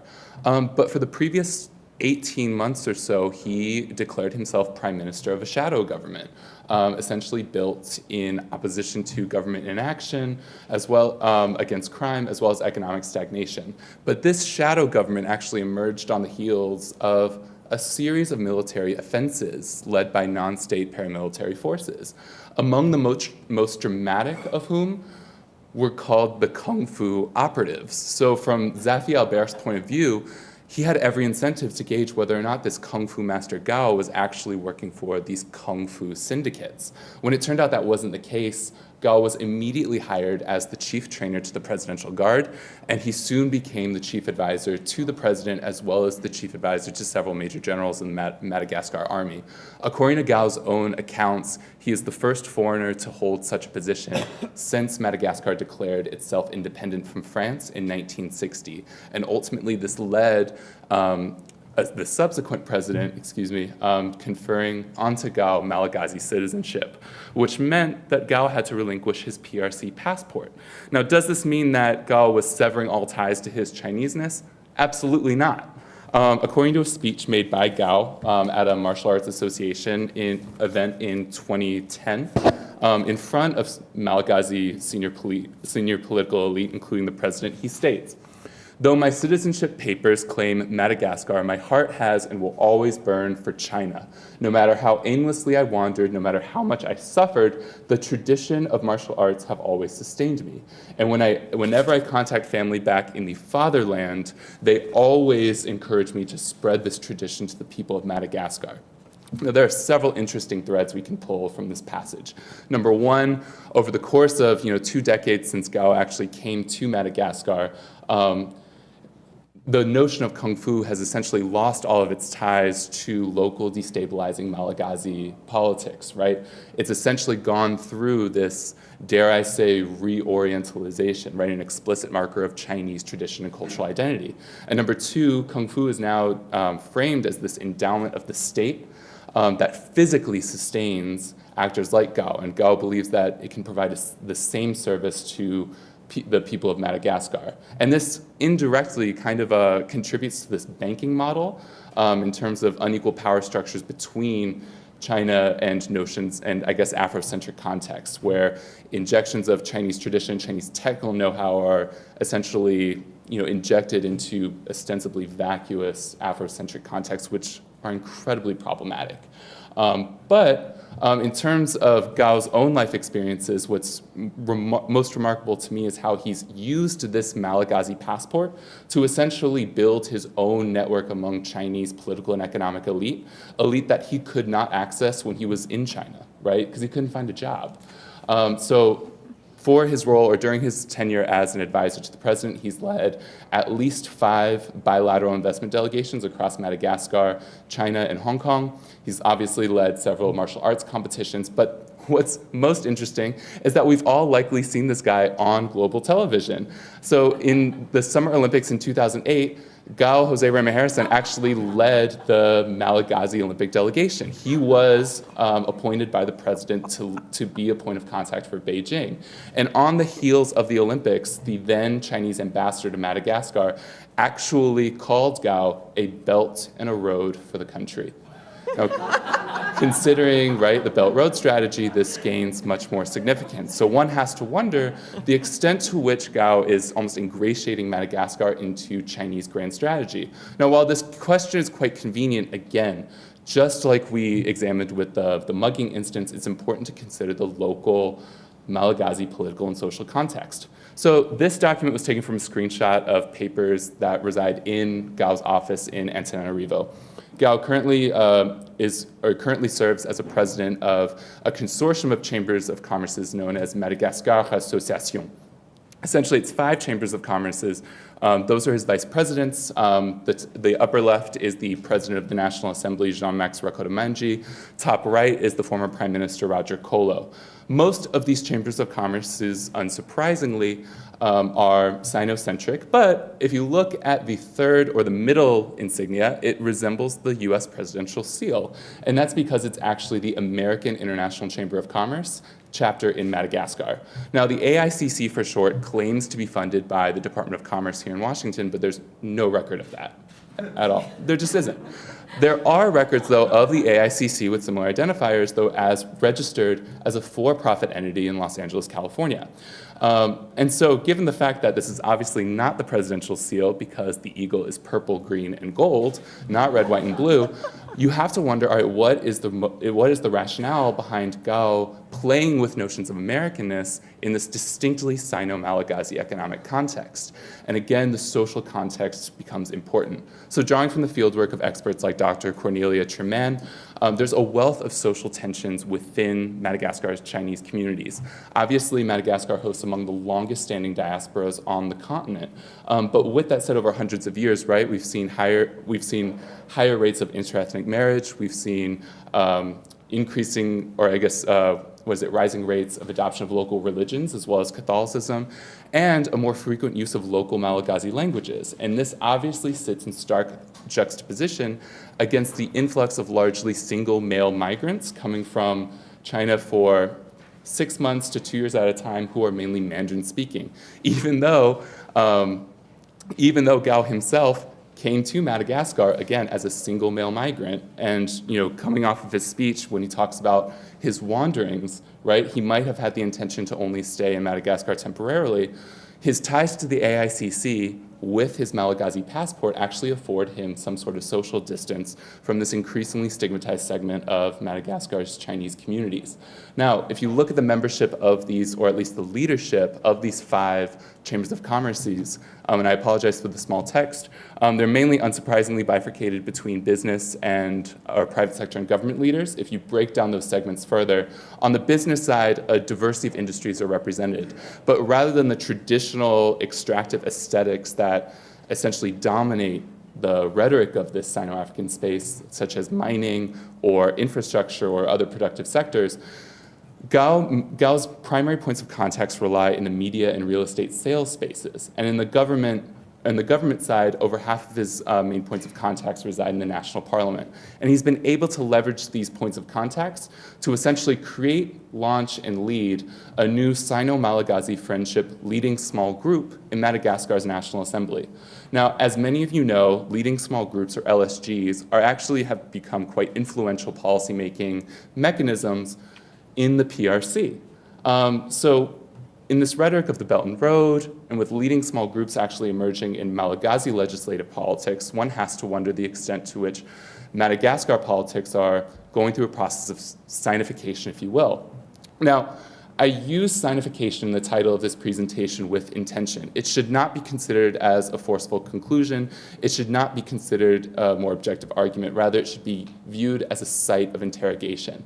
Because while it is so easy for us to get wrapped up in this grandiose rhetoric of the Belt and Road and LSGs, to Barney's earlier point, rather, it's the local political dynamics that essentially control the logics of how these cohorts operate. So, for instance, looking at the political party affiliation of many of these leaders, all of whom are Malagasy, the majority of them are actually members of coalitions that were established 5 years ago as a direct challenge to the current president, Rajanari Mampianina, that actually elected the Prime Minister Roger Kolo, featured in the last slide, to the prime ministership 5 years ago, right? And yet Gao maintains his leadership role among this cohort of parliamentarians. He maintains his role as an advisor to the current president, even though these are politically antagonistic forces. One could argue that Madagascar's political volatility necessitates that someone like Gao diversify his political network. And further, considering Madagascar's very opaque information environment, according to findings from the International Telecommunications Union, one could make the argument that he should be investing his points of contacts in the media space rather than traditional mining, infrastructure building, or other extractive industries. Now, obviously, this is a very hyper-localized case study, but what I hope that this demonstrates is the value of pairing traditional quantitative and macro-level analyses with more qualitative, agile theoretical approaches, right? It's just as legitimate to pair politics and economics with methods grounded in critical theory, in diaspora studies, and in identity politics. Because Gao obviously, or actors like Gao, as well as others all over the continent, have been able to essentially manipulate and reconfigure several axes of social location, whether it's his gender and this production of masculine power and his kung fu, which obviously dovetails with cultural norms, his racial identity, as well as that, how that reads into local political priorities, obviously leading to his ability to negotiate regimes of citizenship, to place himself along sort of the Sino-Malagasy axis, as well as in at least seeming proximity to the United States. It's when we embrace the dynamism that this analysis entails and when we interrogate these axes of social locations that we can better ensure that we're capturing a more authentic diversity of voices that are constantly guiding the trajectories of this space. And I look forward to continuing this rich, this messy, and this robust work with all of you here today. Thank you very much.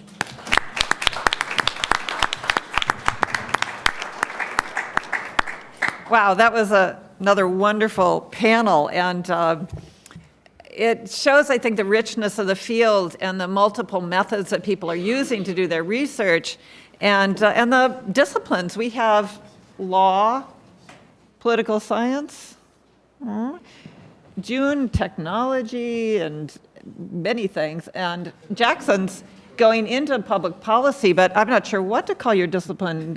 Cultural studies, it's so cool. Yeah. It's very cool. And it's also interesting how the panelists are playing out many of the themes that Dan raised in his wonderful keynote. So I loved seeing that reflected there. And it also is very much clear, I think, from listening to these papers that China, Africa, and also the papers from this morning, that the China-Africa dynamics is really much more about African dynamics in a lot of ways than it is about China. That's not always the case, but certainly in Malagasy it seems to be in part about a new African whose name is Gao. Okay, because he has now a Malagasy passport. And then finally, the multiple stakeholders and the fragmented authoritarianism, which is a theme in China studies, but that comes out, I think, very clearly in these papers. And I'll just say one final thing before we open up for questions, which is that we've now heard today about Fu Manchu, who is, of course, a great practitioner of the martial arts.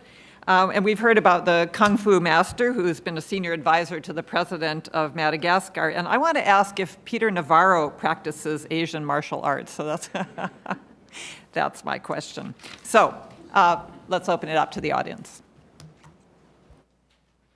Let's take at least 3 questions, and then we'll... Yeah, thank you guys for coming. My name is Scott Wingo from the University of Pennsylvania. My question is for June about commercial connections between South Africa and China. In particular, arguably China's most important internet company, Tencent, is partially South African owned, right? How does that play into South Africa's national policy toward the internet, if at all? Okay, let's take a few more questions before we get the panelists to answer. Yes, Bert. Thank you, Bert Keidel, George Washington University and the Atlantic Council. I wanted to ask a quick question of Xiaoying. As we go forward, China is still a soft currency country, and we've seen a big impact of the loss of $1 trillion in foreign exchange over the last few years, leading to a reassertion of capital controls. How is that going to work out going forward with a lot of competition for what is a limited supply of foreign exchange and China's policies perspective? And a quick, short other question on that: the 97% of reduction in steel capacity in, was it Hubei or Hunan? Hubei. Do you know anything about the quality of steel being produced by the private companies as opposed to the state-owned companies? Because a lot of the capacity reduction has been of low-quality steel, if my understanding is correct. Okay, one more question before we turn it over to the panelists.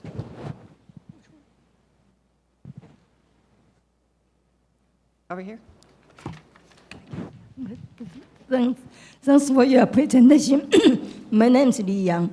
I think it's the internet or cyber security, this type of thing is very high tech and should be very productive, and it should be able to be sort of very important industry everywhere, including Africa. If they don't have any personnel at all, but somehow high-tech people can be there and to set up industry and business right away. But on the other side is this high-tech is also very easy to be manipulated to be a negative productivity like hacking and steal people's assets and ruin people's file and everything. So I just wonder if somehow maybe international organization or China can do something more important as mission to implement good law or regulation or prosecute those, what I mean is negative productivities, guys. So people can have a better peace and security rather than being victimized. Okay, why don't we start quick responses to these, and let's just start here and go down. Okay, thank you for both of your questions. Both are very interesting and difficult questions. The first one about capital control, I'd say that there is a continuing disparity between what is said in the official rhetoric and what is happening on the ground.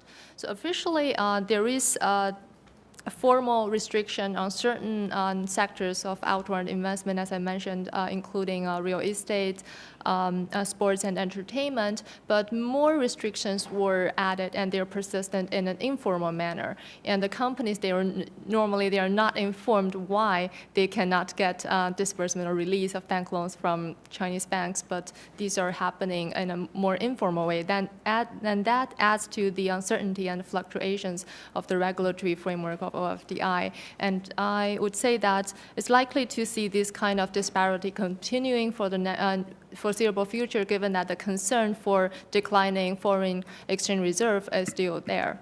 And for your second question, I think, yeah, there is definitely a consideration of the low quality production of steel and also environmental consequences of these semi-informal smaller plants for steel production.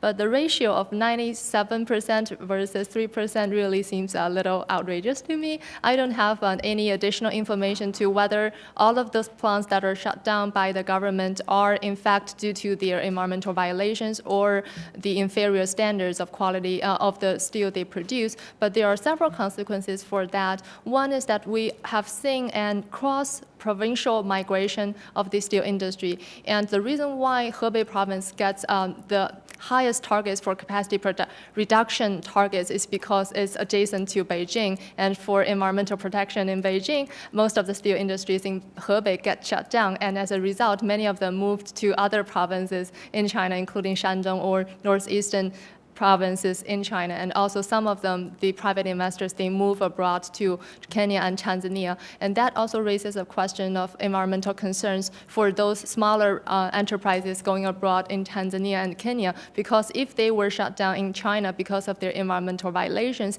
and then are there effective environmental enforcement in the countries that they are migrating to? Thanks. Thanks very much.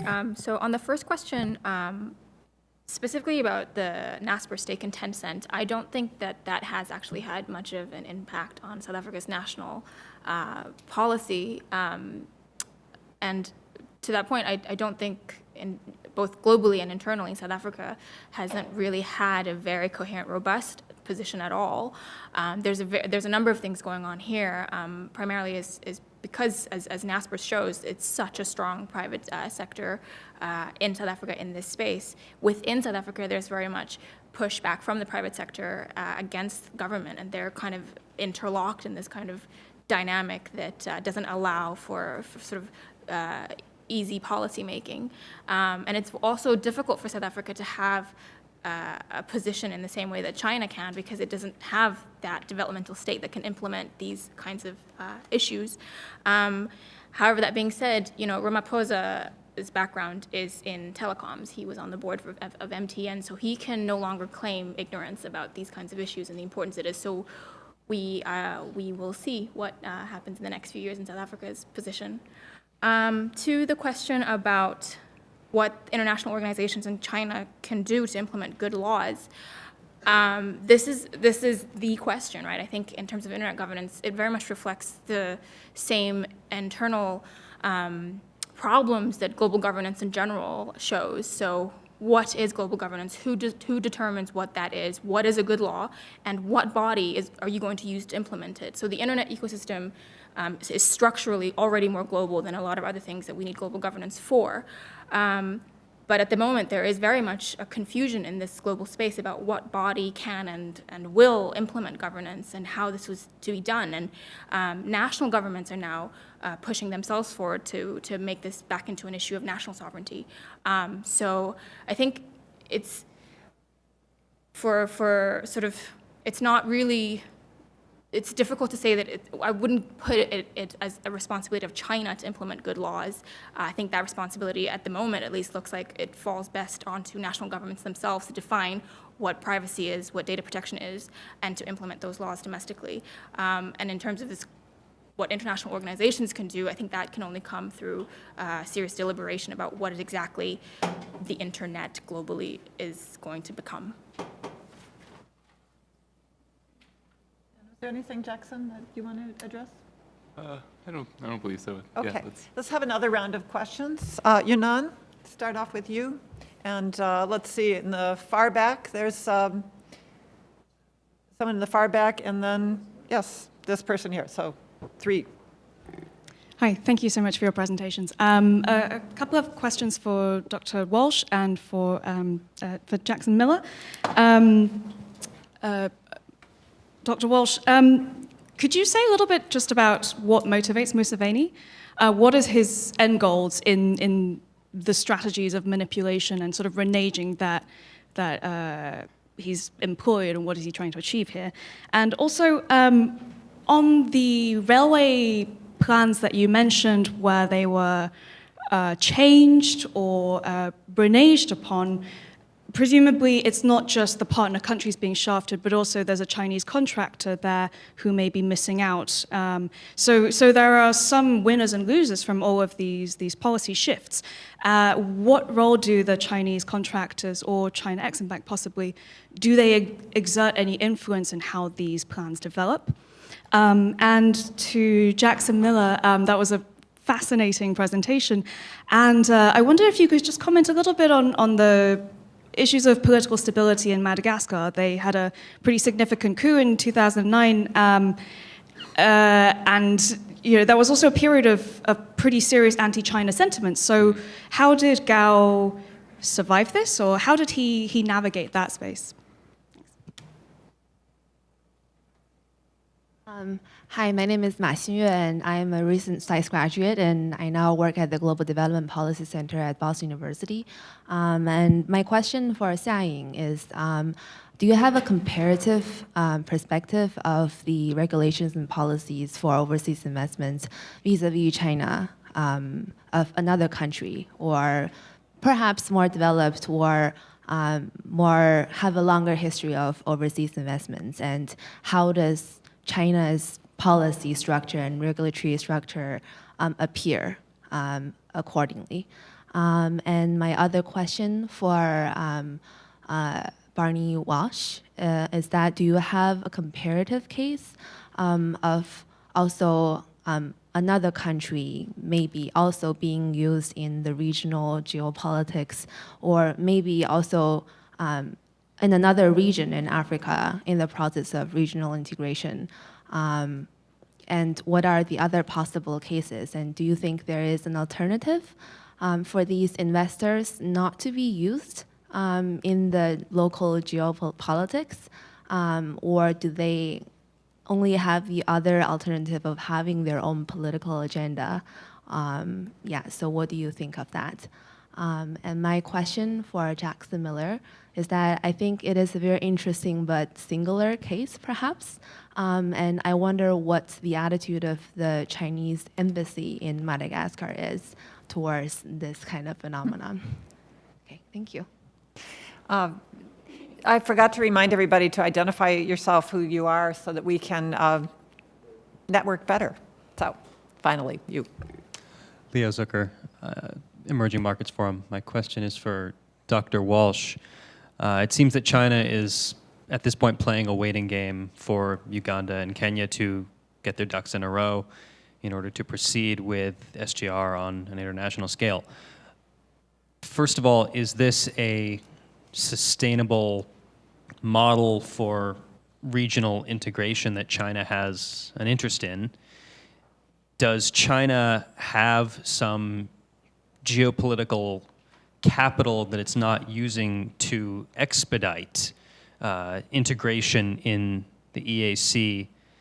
And if so, could China potentially use that same capital elsewhere, like in Central Asia, to bring about regional integration that could permit broader infrastructure cooperation?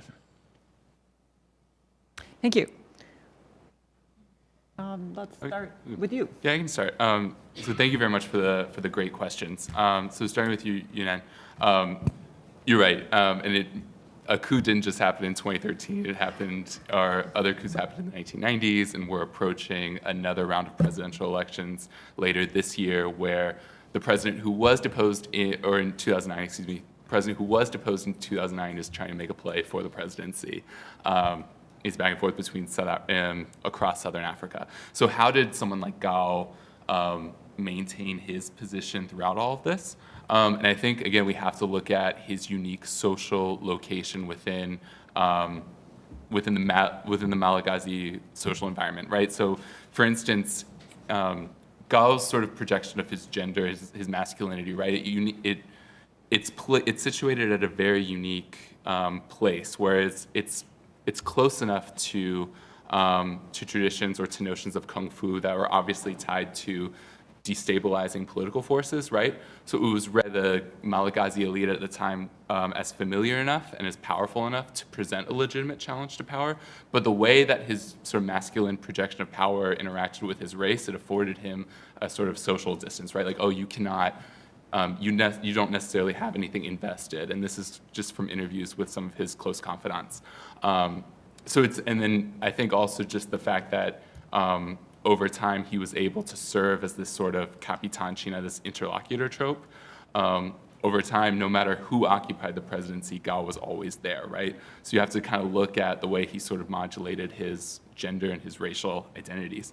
In terms of, in terms of the second question, right? You're right, this is a singular case. And if I had more time, I would talk all day about how this exists in a larger compendium of research. So really just for the sake of networking, what really drives me in this space is looking at how individual actors or non-state cohorts sort of seize the language of state rhetoric, such as the Belt and Road, and other, I guess, more grandiose rhetoric for their own personal gain as they're part of their own brand, right? And I've had several conversations with many of you over the past several years. But in terms of just how this, what does the Chinese embassy think about this? I don't feel like I'm in a position to comment on the embassy's position. That's just, I just have to be honest, but no, it's a great question. Someone else can do that research. Fine, I've got some complicated questions. The motivation of Museveni, I think he's been exposed, yeah? His primary motivation is maintaining power in Uganda, yeah? You can't really argue differently these days. I think the only thing he would give that up for is to be king of East Africa, yeah? Clearly his death wish has been to be the first president of a federated East African community.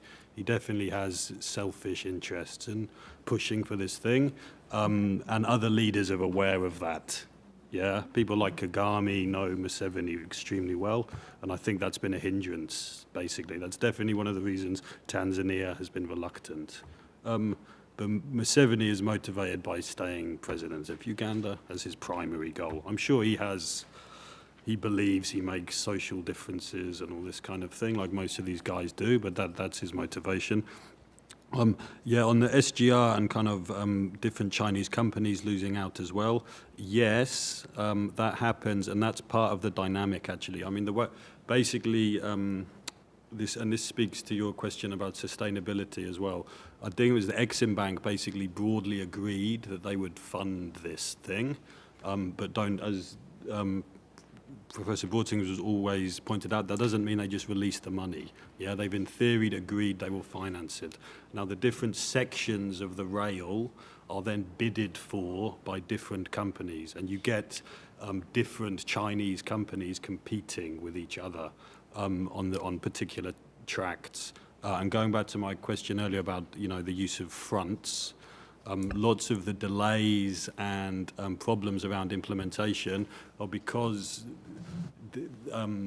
different agreements get signed with between different companies and different ministers or ministries, and the army has a particular interest in this contractor, whereas Ministry of Finance wants this guy's, and it makes it really complicated. And they have these big, long meetings in State House, and Museveni gets everyone together, and they're there for days, basically negotiating with each other who are we gonna give this contract to, and is that sustainable? It's problematic, definitely. I mean, we haven't even discussed this whole SGR project. If you speak to economists, people should look at David and Dai's writings in Kenya. It is the viability of this thing is questionable, to say the least.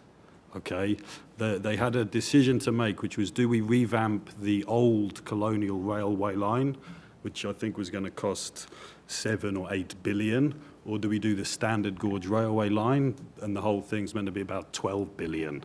So it's about 4 or 5 billion more. And the only standard gauge railway, it's just a wider track. It's not kind of special technology, it's just wider. And cargo can, in theory, go a bit quicker, but the economics of it, they don't even need it to go much quicker, the amount of cargo they're bringing, so there's clearly procurement interest in deciding on the more expensive project, yeah?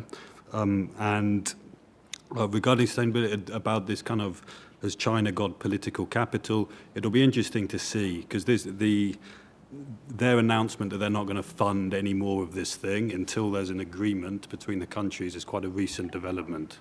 So let's see if that means Rwanda and Uganda and Kenya get talking again and make this thing viable again. Sorry, I'm going on here. The question about comparative case studies, no, I don't have detailed case studies. I would encourage you to go and do those case studies. But going back to the point about I made about regional security in Africa, and Africa is regional or sub-regional, depending how you label it. But dynamics in West Africa are different to Southern Africa and the Sahel and East Africa. Of course, there are continental patterns and trends, but the dynamics are different. So you look at any particular region, and there will be a hegemon, yeah, Nigeria or South Africa, or there's competition. Angola would make an interesting study. They've definitely kind of, I'd say, the only Southern African power that might challenge South African hegemony, and China's obviously interested there. Ethiopia and Sudan, there's rival Chinese projects that, I mean, this Grand Renaissance Dam in Ethiopia, that could spark a war without exaggeration, yeah? but China's invested in both countries. China doesn't seem to have a kind of grand strategy of should we fund this project or this project and what are the implications of that. They're just available to fund anything, and it's up to the African countries to sort it out. I think I've covered all the questions. So.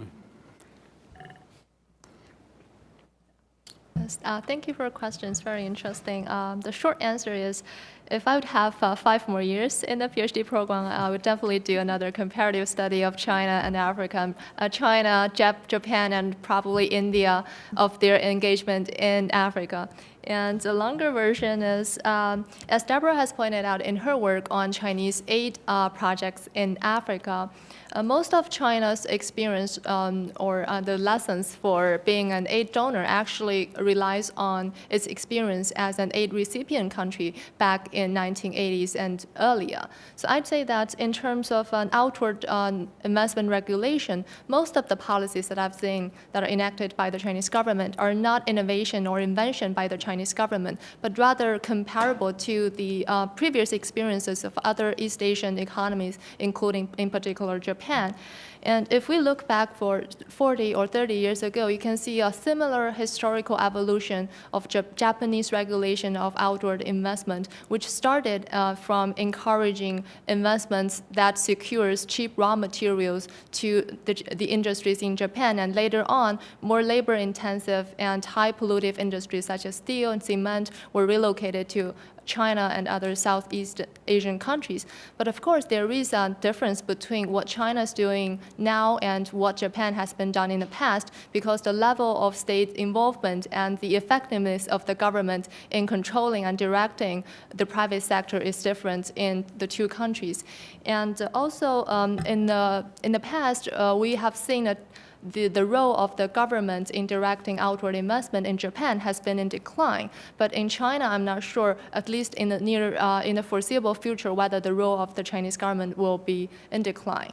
And rather, I would see the trend, the trajectory to be a more bipolar model. So on the one hand, we keep seeing a number of small investments that are flying under the radar, that are not monitored by the government, are not qualified to receive any kind of government incentives from either China or Africa. They are all on their own and perhaps even resisting regulations in either China and Africa. But on the other hand, we have also seen that large state-owned enterprises and also private enterprises that are trying to make connections with China or with African governments and trying to take advantage of the state support in any cases. Thank you. No, there wasn't anything for you on that round. All right, so, all right, we have time for one more round of questions, and let's have this and this. Yes, hi, my name is Emmanuel Nyonsenga with African Great Lakes Action Network. I don't oppose this idea of these infrastructures, but has one researched into what will happen in the post-infrastructure, as we know once these trains are completed, this transport industry, especially with drivers, eventually these drivers will be unemployed. And has anybody researched into the implications or if there's any jobs for these drivers once they lose their jobs? Thank you. Thank you. Then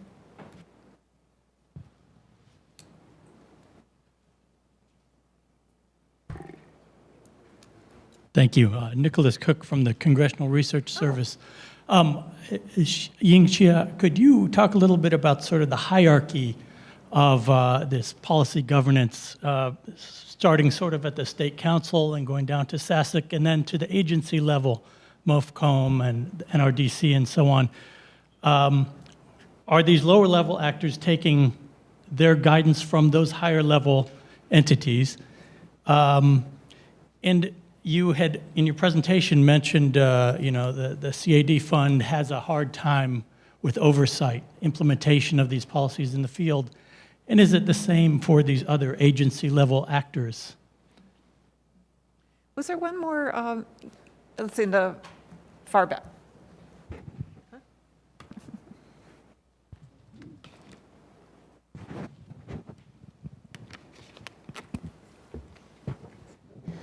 My question is to Mr. Walsh. Sorry, I can't see your first name. I like your presentation very much, taking the leadership argument. Although my question is regarding why Museveni, among all those EAC leaders, why it is him specifically that can maneuver other countries, presidents, actors, and in your presentation, those countries and even the Chinese actors are perceived as quite passive or reactive. So could you talk a little bit more on that? Thanks. And we can fit in one more question up here.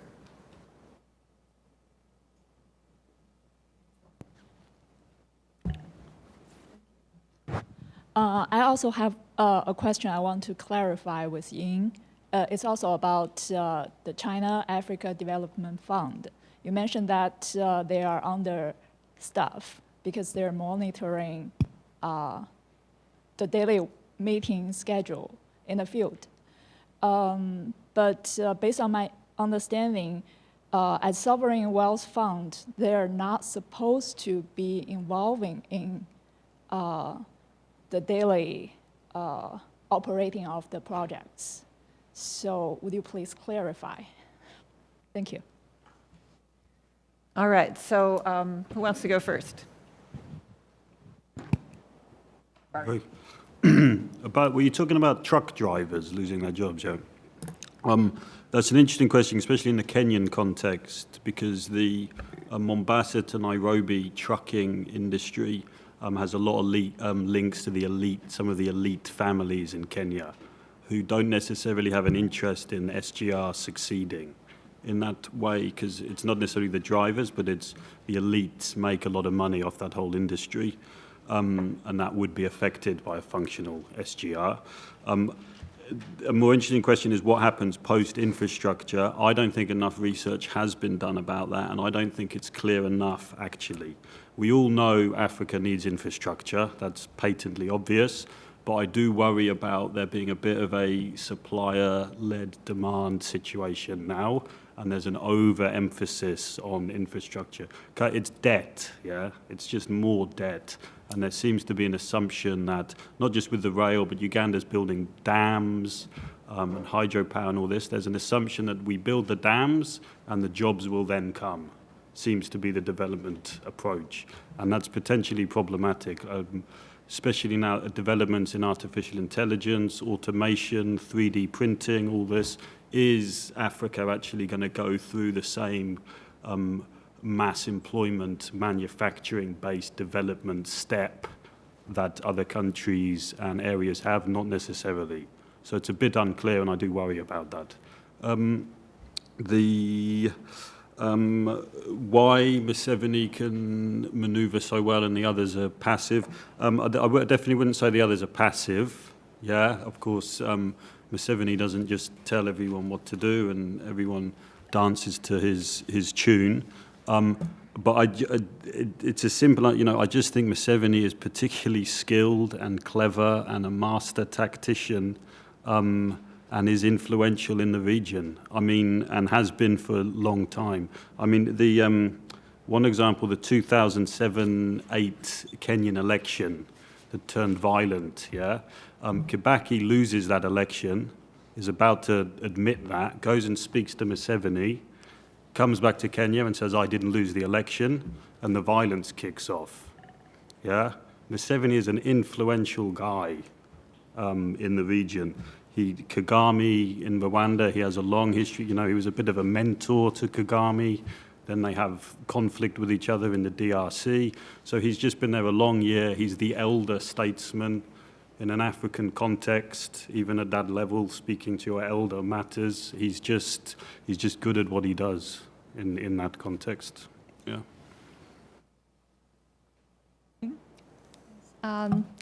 Yes, thank you both for those questions. The first question, yes, the answer is yes. Absolutely, the agency problem is enormous in both within the government at different levels and also in other agencies and entities that are involved in the implementation of the national high-level initiatives.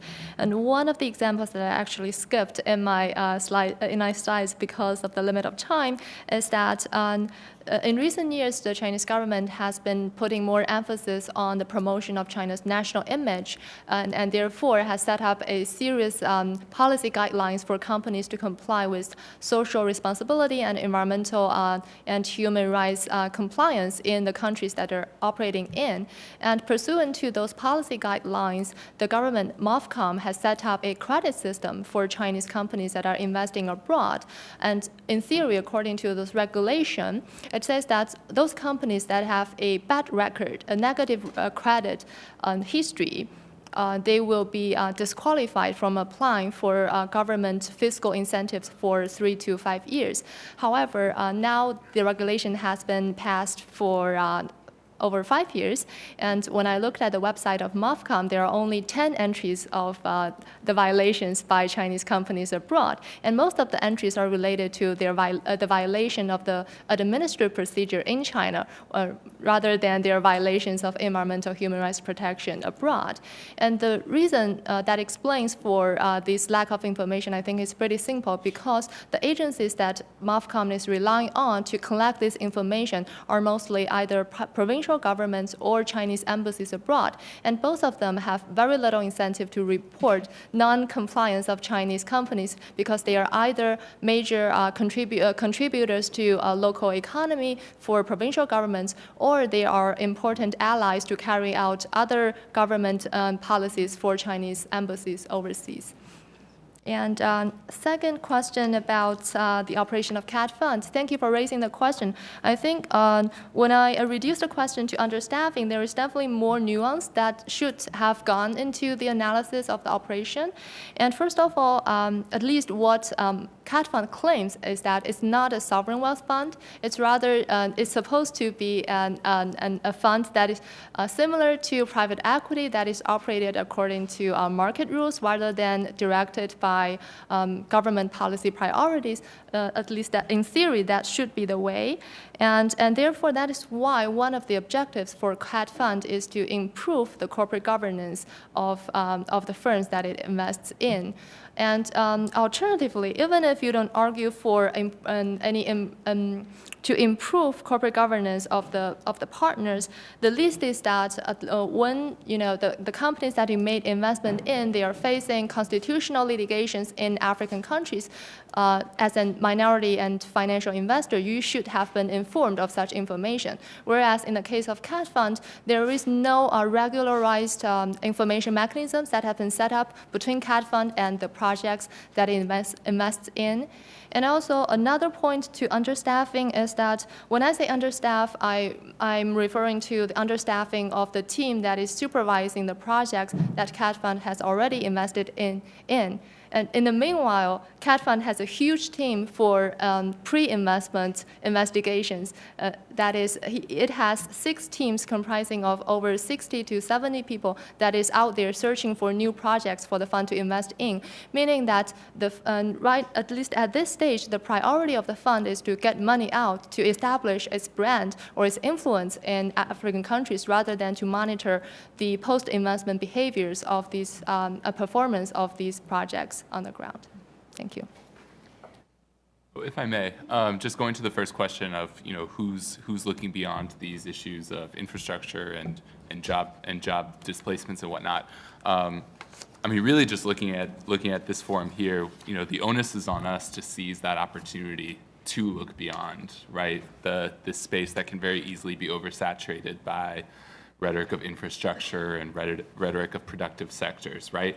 And we also need to think creatively enough to not just look at Western resources like what Barney had mentioned at the first part of his presentation, looking at the scholarship and leadership theory, right? It's very much, I mean, studies have actually been done to confirm the huge Western bias in that space. Up to 98% of the literature is actually catered to US corporations, and that obviously isn't necessarily relevant to the context that we're engaging in. So we need to think creatively, but we need to be empowered to seize that opportunity. And also, this is an ideal forum to take advantage of multilingual sources as well. I mean, we have several illustrious Francophone and Lusophone colleagues, right? That's a wealth of information that we're subject to missing. Yeah, so that's more of an opportunity than a lack. Well, let's give this panel a round of applause.